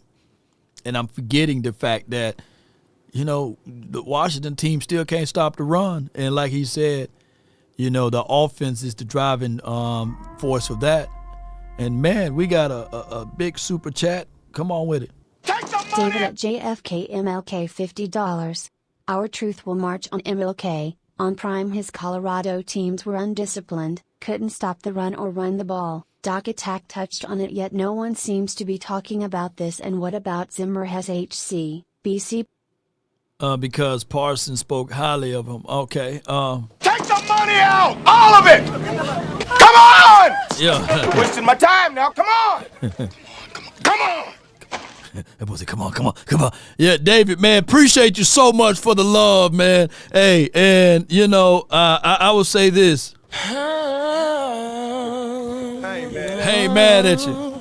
I ain't mad at you. I ain't mad at you. I ain't mad at you. We was once 2 brothers of the same kind. I appreciate you so much, man. But let's circle back to this. Who would be a better option in those type of things? Because Colorado, when we talk about them, they only won 1 game in their program, right? And then Prime get there, they win 3 or 4. And then the next year they win multitude. I think they win double digits or something like that. I don't have the numbers in front of me. So it was a loose end with that particular organization as far as Colorado. Now, granted, they in contract negotiations and all of that. But what we want to bring with Prime are these factors right here, not his X's and O's. And we can talk about disciplines and all of this stuff, but I don't think that we heard or seen this particular team that can give us a speech that will be willing for us to run through a big brick wall, So the things that we had timid with and far as being lack of passion with, been postseason. We hired Mike McCarthy to get us over the hump. And in Mike McCarthy tenure, he had more losing seasons than Jason Garrett, and he had a shorter time than Jason Garrett here. On top of that, he only won us 1 playoff game. He's 1-3. And if we were to tell y'all, if we had the crystal ball and say, hey, Mike McCarthy is going to be here for 5 years and it's going to be post Jason Garrett and he's going to win us 1 playoff game, we would say no to that. And we're going to have 2 losing seasons. Jason Garrett been here for damn near 13 years and he only had 1 losing season. So I get the notion there, bro. I get what you're saying. I appreciate you, man. I love you to the stars and back. But the only thing is that what we're trying to do is something different. And Prime brings that. It's been 30 years of the same.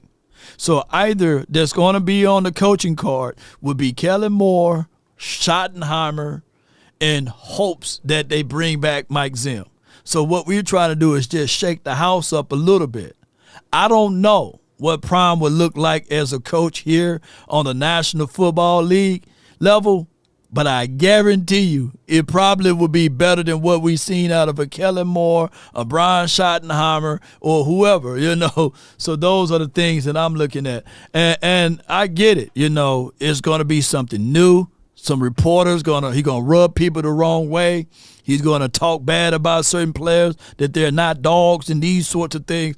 But I would rather have him here versus somewhere else. Which, tell me this, though. Would y'all prefer Prime to go to the Giants? Y'all prefer Prime to go to the Giants. Let's say, for example, that Brian Daboll fool around and draft Shador, and then we hear some breaking news that Prime, when his contract is over with, he's going to be the next coach in waiting for the Giants after 2 seasons. We might as well just go ahead and hang him up, and we still trying to let Kellen Moore learn some stuff. Or we still trying. Do y'all feel confident that we're going to still stay with the Eagles and the Washington and what they're doing, as well as the Giants? I think that the Giants probably be a quarterback away from doing some crazy things. But I just need some culture shake-up, but that's a great point. What have his team done from a mental capacity? It's been very slim. All right, I got the 971. You're live. JP, talk to me. How you doing, family? What's good, man? What's good? Okay, the 2 teams right now are playing for the Super Bowl. Right. And the offense that they run, bootleg play action Mississippi. Yeah. I call it the bootleg Mississippi play action. Right. From the shotgun. So these 2 teams run almost a similar offense, but Daniels is faster than Jalen. And younger, yeah. Go ahead. Yeah. If this is what the game may be transforming into, we don't know yet, but we're gonna see 2 or 3 years down the line. Quarterback that can run, that can throw. So if you bring Kellen Moore in here, if he gets the coaching job, he's gonna run the same offense that he wants to run in Philly. Fast pace, a quarterback that can move around. I know y'all got respect for Dak Prescott. If we bring Kellen Moore, hold on. If we bring Kellen Moore here, look, let's just say, do he come with Saquon Barkley? That's what happens, Kellen Moore. That's what happened, Kellen Moore. You're going to find you one or 2 gems in the draft. But why would you? Everybody like Dak Prescott. I respect Dak Prescott tremendously. I respect him. 9 years, 8.5 years playing quarterback for Dallas Cowboys. I respect that. Right. But the game is switching over to a bootleg play action. Toss right or give to the running back. That's what it's coming down to. Right. So if you ain't got the body to move and do different formations, don't go draft a quarterback. You got go ahead and bring Lance back, give him a 5-year deal, and then figure out how to hash all that afterwards. The 2 teams right now that's playing run the same similar offense we should have been running when Dak went down. We would have had a chance to play, even though our defense need to get better. But come on, man, the game is switching over to a different formation, and Dak cannot run this. I love the contract. But you asking something that. Hold on, chill, bro. You know what I'm saying is you asking for something that you are saying that he can't do something that he's never been in. Quit the drama talk. This is football here. He cannot stretch his legs out and run those type of formations. Sit back in the pocket 85% of the time in 2025, not going to happen. These guys on defense are faster, they're stronger, they're getting better, they're quicker, they're getting to you. You cannot sit back there in that pocket all damn day long and not move the defense left or right. That injury is going to catch up to him. Why did the Rams lose to the Eagles? Matt Stafford can't run. Did you see the snow? Matthew Stafford had legs, they would have won that game. Oh man, goodness! Go back and watch the game. They won that game because of Saquon Barkley. He had 2. How many yards did Saquon Barkley had in that game? 198 yards. And you know how many all-purpose yards did he have in that game? Why they won that? You know why they won it? Because they want to play action bootleg with Jalen. If you're going to get it, if you're going to give it to him, or you're going to run it. You got to go back and watch the game, my brother. Come on now. You got to go back and watch the game, my brother. I looked the game. Jalen had 100. Jalen, they didn't win the game. 126 yards throwing the ball, and all was running. Yeah, that wasn't the reason why they won. I love him, but bring up Trey Lance and don't get rid of Trey Lance. Because what he did in Washington was phenomenal. We all get this all summer, bro. I hope they sign him. Don't draft the quarterback. Your man is on the roster already. Don't do that. Who's on the roster? The boy can run and the boy can throw. Who's on the roster? I'm just saying. Oh, okay, Trey Lance. I don't know if he's not on the roster. He's not under contract Maybe anymore. I'm wrong. You are wrong. You've been wrong for a long time. So you saying that? Okay, go draft. You want to draft the quarterback? That's cool, but. Yeah, it's gonna take time for him to acclimate to the game, and learn to run his new formation, play action, bootleg, Mississippi toss, and that's what it's gonna come down to. The two teams will be running the same formation that you should have been running with Trey Lance down the stretch, and you probably would have been in the playoffs. The Cowboys have no definitive. The Cowboys have no definitive for. Hold on, is this a monologue or a dialogue? But let me say something at least, and I get it. You know. Okay. My guy, Trey Lance, they are out with him. They don't like Trey Lance. They're going to move on from Trey Lance. Or if they don't, it's going to be more of the same because unless you get an offensive coordinator that know what the hell they doing, then they're going to move on from Trey Lance. They're going to look into the draft. It's been over. I respect. Yeah. I respect that. Yeah. I respect that. Yeah. All right. So if it ain't working out with Trey, okay? It's over with. You're going to draft your quarterback. He's going to have to run the same formation because the same formation you're going to see this weekend is the same formation you're going to see in the future. So these two teams run the same offense, bootleg play action. Either you keep it or you give it or you throw it. And Dak Prescott cannot do that until you wake up and realize, did my phone go off? No, you still here, but hey, I care about your health, man. Hey, you don't have to yell. Come on, you chill. You know, come on. So but what go ahead. So wait a minute. So the offense that Dak Prescott will be coming back and running is going to be sitting back and throwing 75, 80% of the time for 2025. Come back healthy. Those are the things we just don't know. We don't know who's going to be the offensive coordinator. And the first 4 games you saw from Dak Prescott before the injury now was either against top competition, right, and staying in the pocket, couldn't roll out.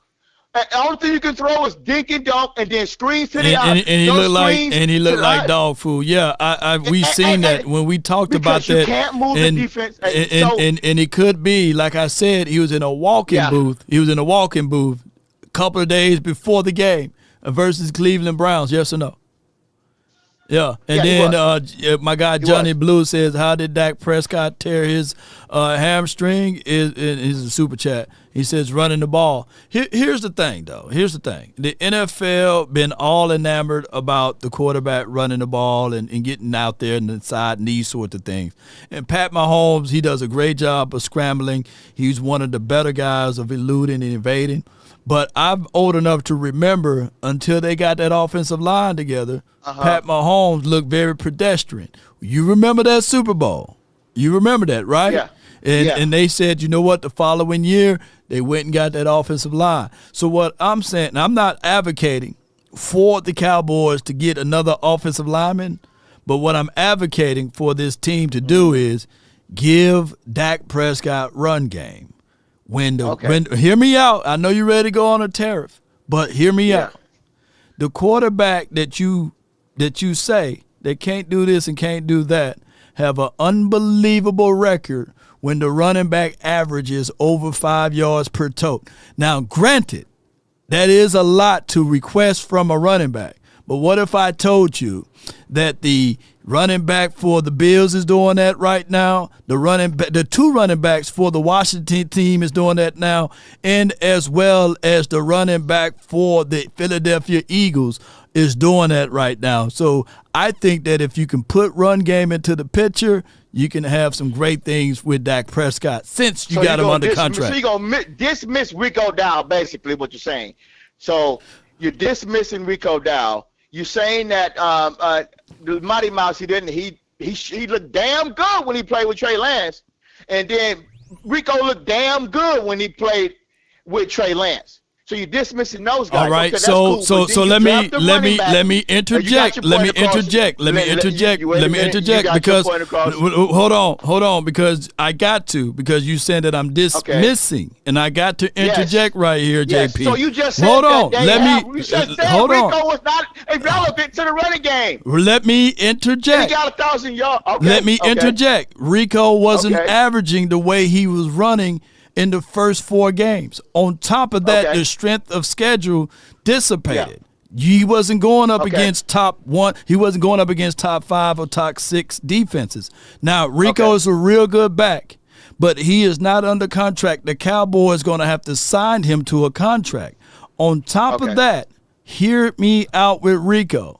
He's a good back, but he's not an all every down back. The Cowboys would be better if they draft a running back, pick up the phone, and call Rico and say, hey, I got a cup of coffee for you.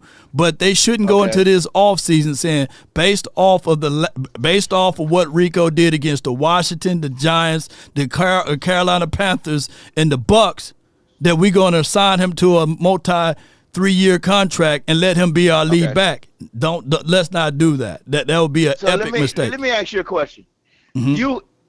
So you're happy with Dak because he's been here for 9 years and he has all the veteran experience, and he don't make boneheaded mistakes, and that he is going to completely be healthy for 25, and there's no insurance on him at all behind him. There's nobody behind Dak Prescott right now. Now let me retort. You're saying you're saying that no more injuries are going to occur, and then you have trust in Will Greer. You have trust in Will Greer. Haven't done a damn thing. Pause right quick. Pause real quick. Got a super chat. Pause for the super chat. Might not be a true dog like Mahomes or Lamar, but if we give him a GNT type of RB, he will win 12+ wins and be just like a Jared Goff and win games. Yes, indeed. That's Jason Bourne. Appreciate you for your super chat. Hold tight, JP. Take the money out, all of it. Come on. You're wasting my time now. Come on. Shout out to my guy Jason Bourne. And then that's a great point, Jason Bourne. But let me say this. I don't think that anyone, even if someone's saying that they are a Dak Prescott apologist, I don't think that anyone is saying that they are happy with the results of Dak Prescott. What people are saying, and injuries are, and I had a conversation with even Attack on the Cowboys, who's a strong supporter of Dak Prescott. He is with the belief, too, that we must draft a quarterback for the foreseeable future to put him behind Dak Prescott. But what we are saying is, since you already paid $250 million, right, on the quarterback, let's do the things that can help him win, and that's installing run game, and that's also, if you're bringing in a Kellen Moore type, let's get him another wide receiver on the outside. But at the end of the day, I think that those are the things that you have to do. I don't think that anybody is extremely happy with the results of Dak Prescott. But to be fair to anyone and to Dak Prescott, can you at least add to the weapons for him? I don't think that anybody can argue those points. But my guy, JP, in closing, what you got for me on that one?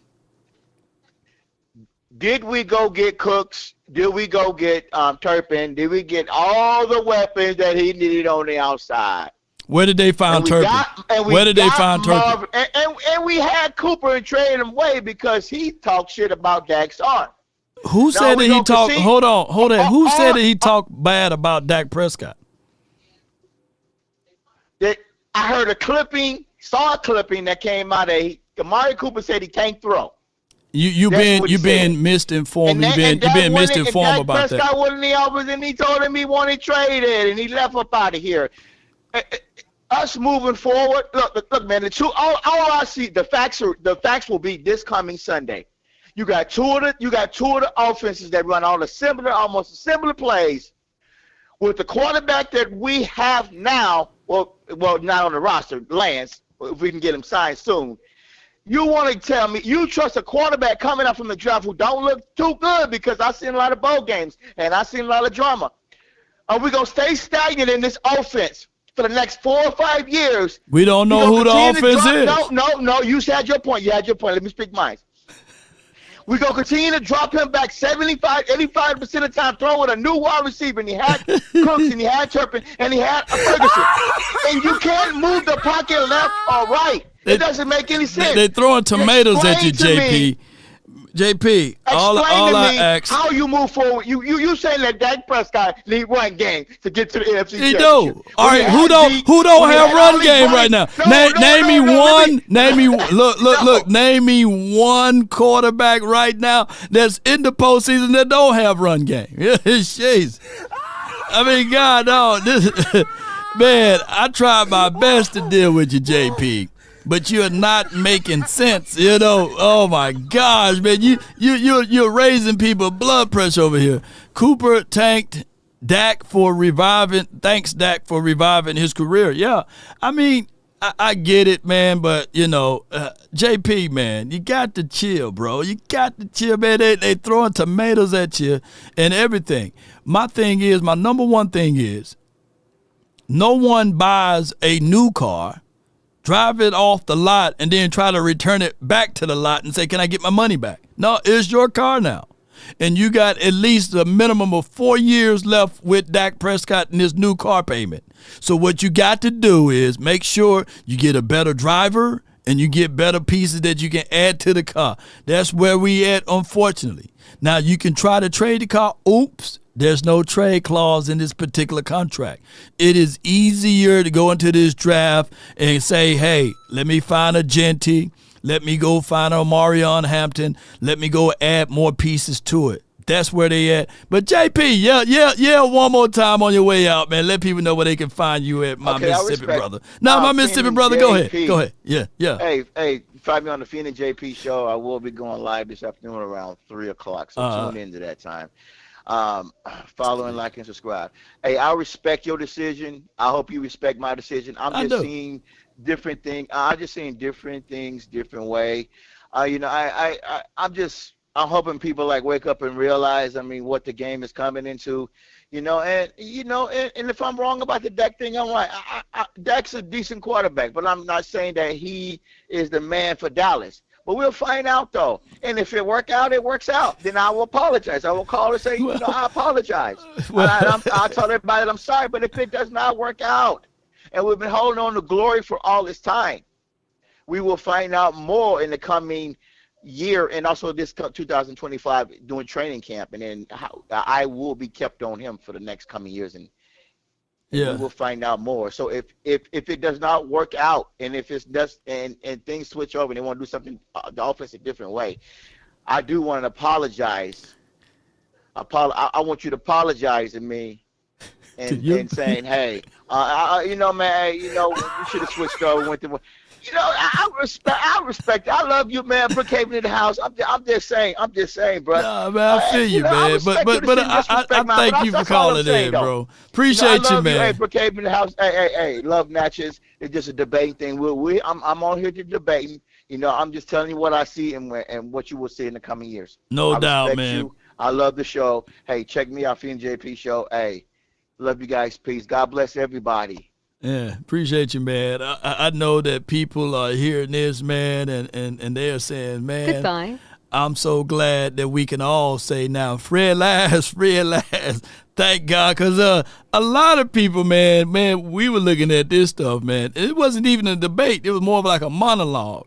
And that is what I guess the Cowboy people that don't like Dak sound like. But it's regardless of it. If I were to tell you the recipe for making an apple pie is that you got to have apples and you continue to bring me tomatoes, I can't make said recipe. The recipe, and this is not me even fanboying for Dak. I get it. I even said, me and a few other content creators said, man, I wish Dak could go somewhere else so that y'all can absolutely open up your eyes to say that he's not the problem. It's been 30 years. The brother was 2 years of age. He was 2 years old. And the Cowboys won the Super Bowl the last time. And so it's definitely not his fault. But somehow people make it about Law Nation just love Dak. I done talked to Tad Prescott until his face, and I told Tad, because I couldn't talk to Dak, of course, while we was there at Oxnard. If y'all been to Oxnard, y'all see me in the VVIP area. And I'm having a long conversation, not a short one, about Dak Prescott to his brother. And I said the same thing. Your brother is a great quarterback if he have these factors. If you have the running game and he's a play-action guy, he's leading the league in so many criteria as it relates to play-action and throwing the deep ball when it's play-action available. And didn't you guys know that the same quarterback that y'all hate, you love when you are able to see in the postseason when you have run game that's averaging at least 4.9 or 5 yards or more, we win in those games. But when you one-dimensional and you only relied on 4, you lose the game. And I go back to the 70s. I never saw a game where Roger Staubach won it all by himself. I'm old enough to remember that there was a guy, Tony Dorsett. I'm old enough to remember there was the Doomsday defense. I never recall the game when we saw Emmett, the playmaker, Jay Novacek, and the number 1, number 2 defense, respectfully, that we only leaned on Troy. No, Troy would never win a game by himself. And if anybody can check the facts, pull up the record of Troy Aikman without Emmett. So you're going to need a team game. If Troy Aikman and Roger Staubach needed all of that, what the hell do y'all think do Dak Prescott need, is what I'm trying to say. Yeah, so those are the realities of it. So when y'all start getting out here speaking the nonsense, what they say, man? Hey, ain't nobody trying to hear that bullshit, man. Ain't nobody trying to hear that, But at the end of the day, man, in honor of Dr. Mike, we all dreaming. We all hoping and wishing. The marathon continues. At the end of the day, we talk about people and their leadership roles and the things that they have to overcome. But let me tell you about our dream. I have a dream that we can find a running back that can average us at least 3.5 or more in the postseason. We've been having these issues with the Dallas Cowboys in the postseason, that the running back averaged 2.5 and 2.1 yards per total, with the expectations for us to still win said games. I have a dream that one day, when we go into these postseason games, there's been 7 of them with this particular quarterback, and the defense only forced 3 turnovers. I have a dream that one day in the postseason game, that hopefully we can get more than just 3, even in one game. I have a dream that the court jester, the jester himself, where his pitcher at? I don't know where he's at. There he is. The Joker can one day look into the mirror and step back and let someone else be in the mix and within the confines of being a true GM for this team, a true leader for this team, and pick out the most important things of it all, is that we utilize and operate as a team, not as an individual sport, not as only depending on one, and that's number 4, to win you games. I would love to see a game where we have a running back to dominate. I would love to see a game where we have the defense to have scoops and scores, the defense to force sacks, the defense to at least strip a fumble or something like that. Come on, baby. We need to have these things over here.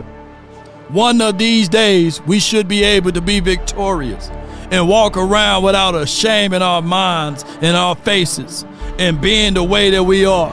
I have a dream that we look into the right coaching candidate that's going to be here, that can galvanize the troops, that can change the culture. Maybe we have a little bit more hip to the hop in these particular stadiums instead of listening to George Strait all the time. Maybe we have the more of the attitude that on the outside of the stadium, they allow us to have some barbecue, some drinks, and just get crunk for a while. Come on, baby. I have a dream that these things will happen sooner than later. Hopefully there will be a case for that. But Mama said that there will be days just like this. Somebody said to Jay Lombardi, said, I have a dream that there will be no more Kellen Moore. Sources says the Titans are hiring former coach Bones Fossil to their team. Oh my God, it's the same role. No more Bones Fossil. Lord. This is where we hold them. There's breaking news there too. Lord, we need to dream, boy. We need to wake up from this dream, this nightmare that we are in. We stuck in it. Hopefully we'll wake up in this 94 and Jimmy Johnson is still here. But Mama said there'll be days just like this. And if there's one thing a man should always do, is mainly to himself stay true. Never allow someone to change your point of view unless what they bring or mean makes sense to you. Never judge a man by sight alone, nor by the height he has grown. And I think that JP need to listen to this quote right here. When speaking, keep it at a moderate tone. Raised voices only turn those hearts into stone. You see, in the beginning, it was brother, I'll roll with brother, ride with brother. How about them Cowboys? Live, love, and respect for another. Then there are those who will try to be smart. They would take the decent man to alter his heart, to seek to rip him apart.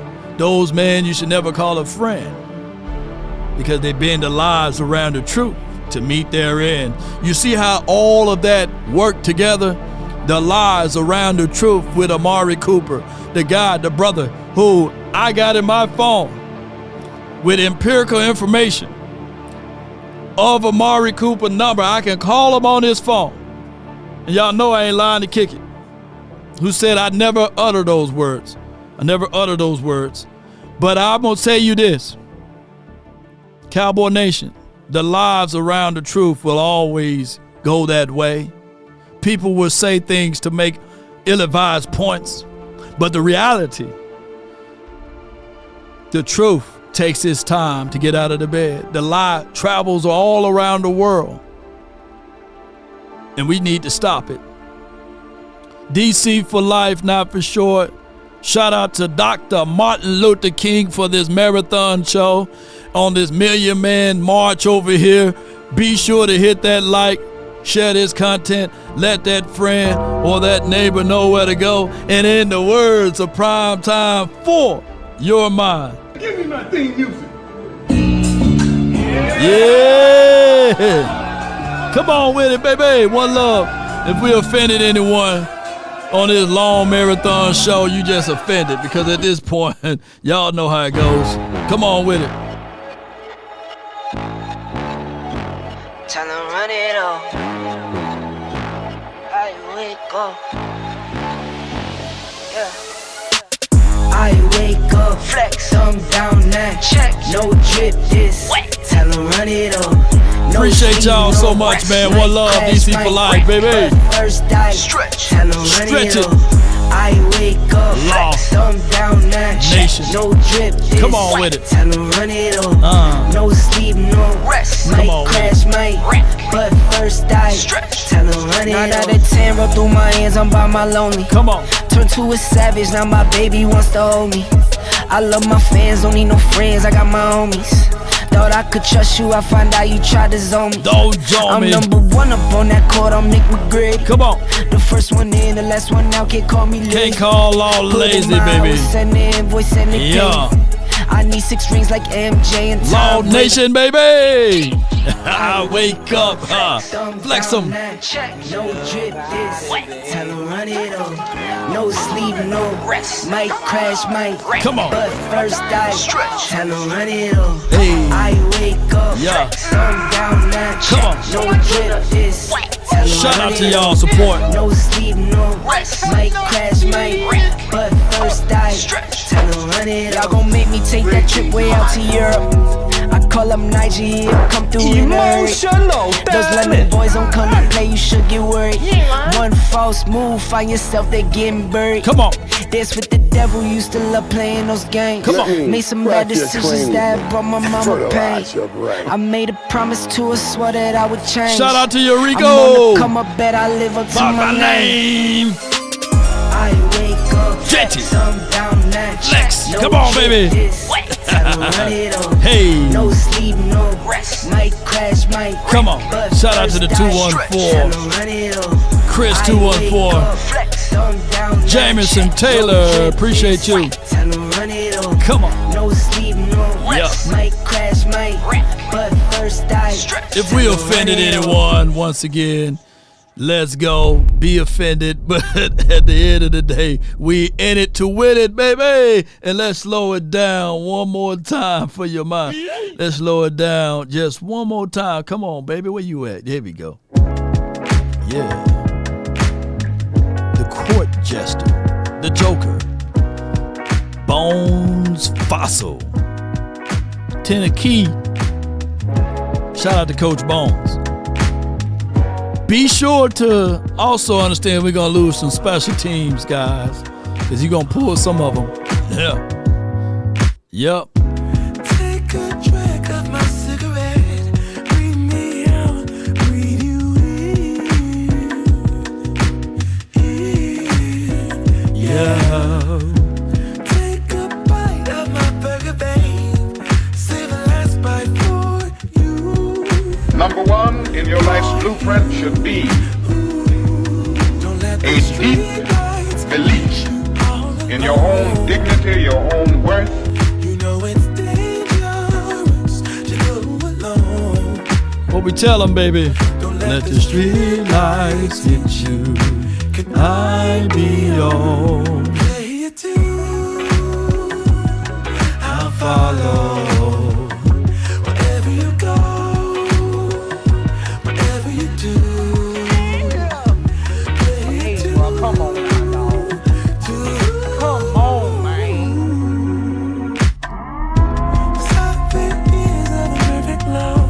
Write that down. And another one. The time is always right to do what is right. An injustice anywhere is an injustice everywhere. Don't let the street lights hit you all alone. You know it's dangerous. If you don't like that, You must be out of your goddamn mind. come on with it. Don't let the street Hit that like button. I be on. Joy she swallowed. Wherever you go, whatever you do. It's an evil world we live in.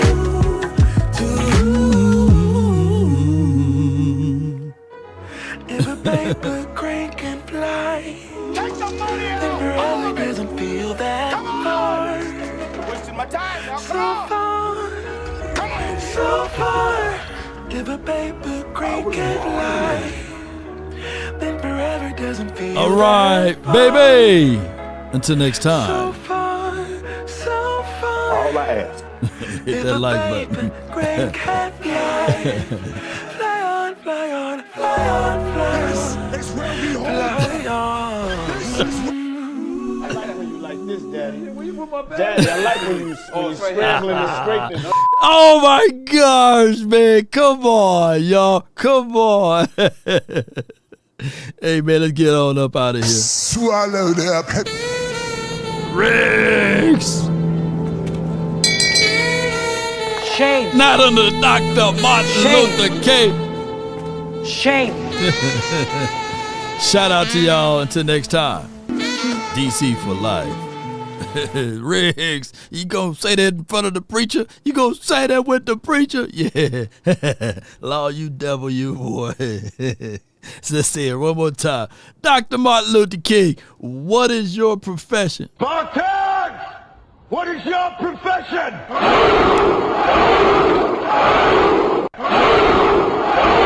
Spartans! Run from it. Destiny arrives all the same. And now it's here. Or should I say...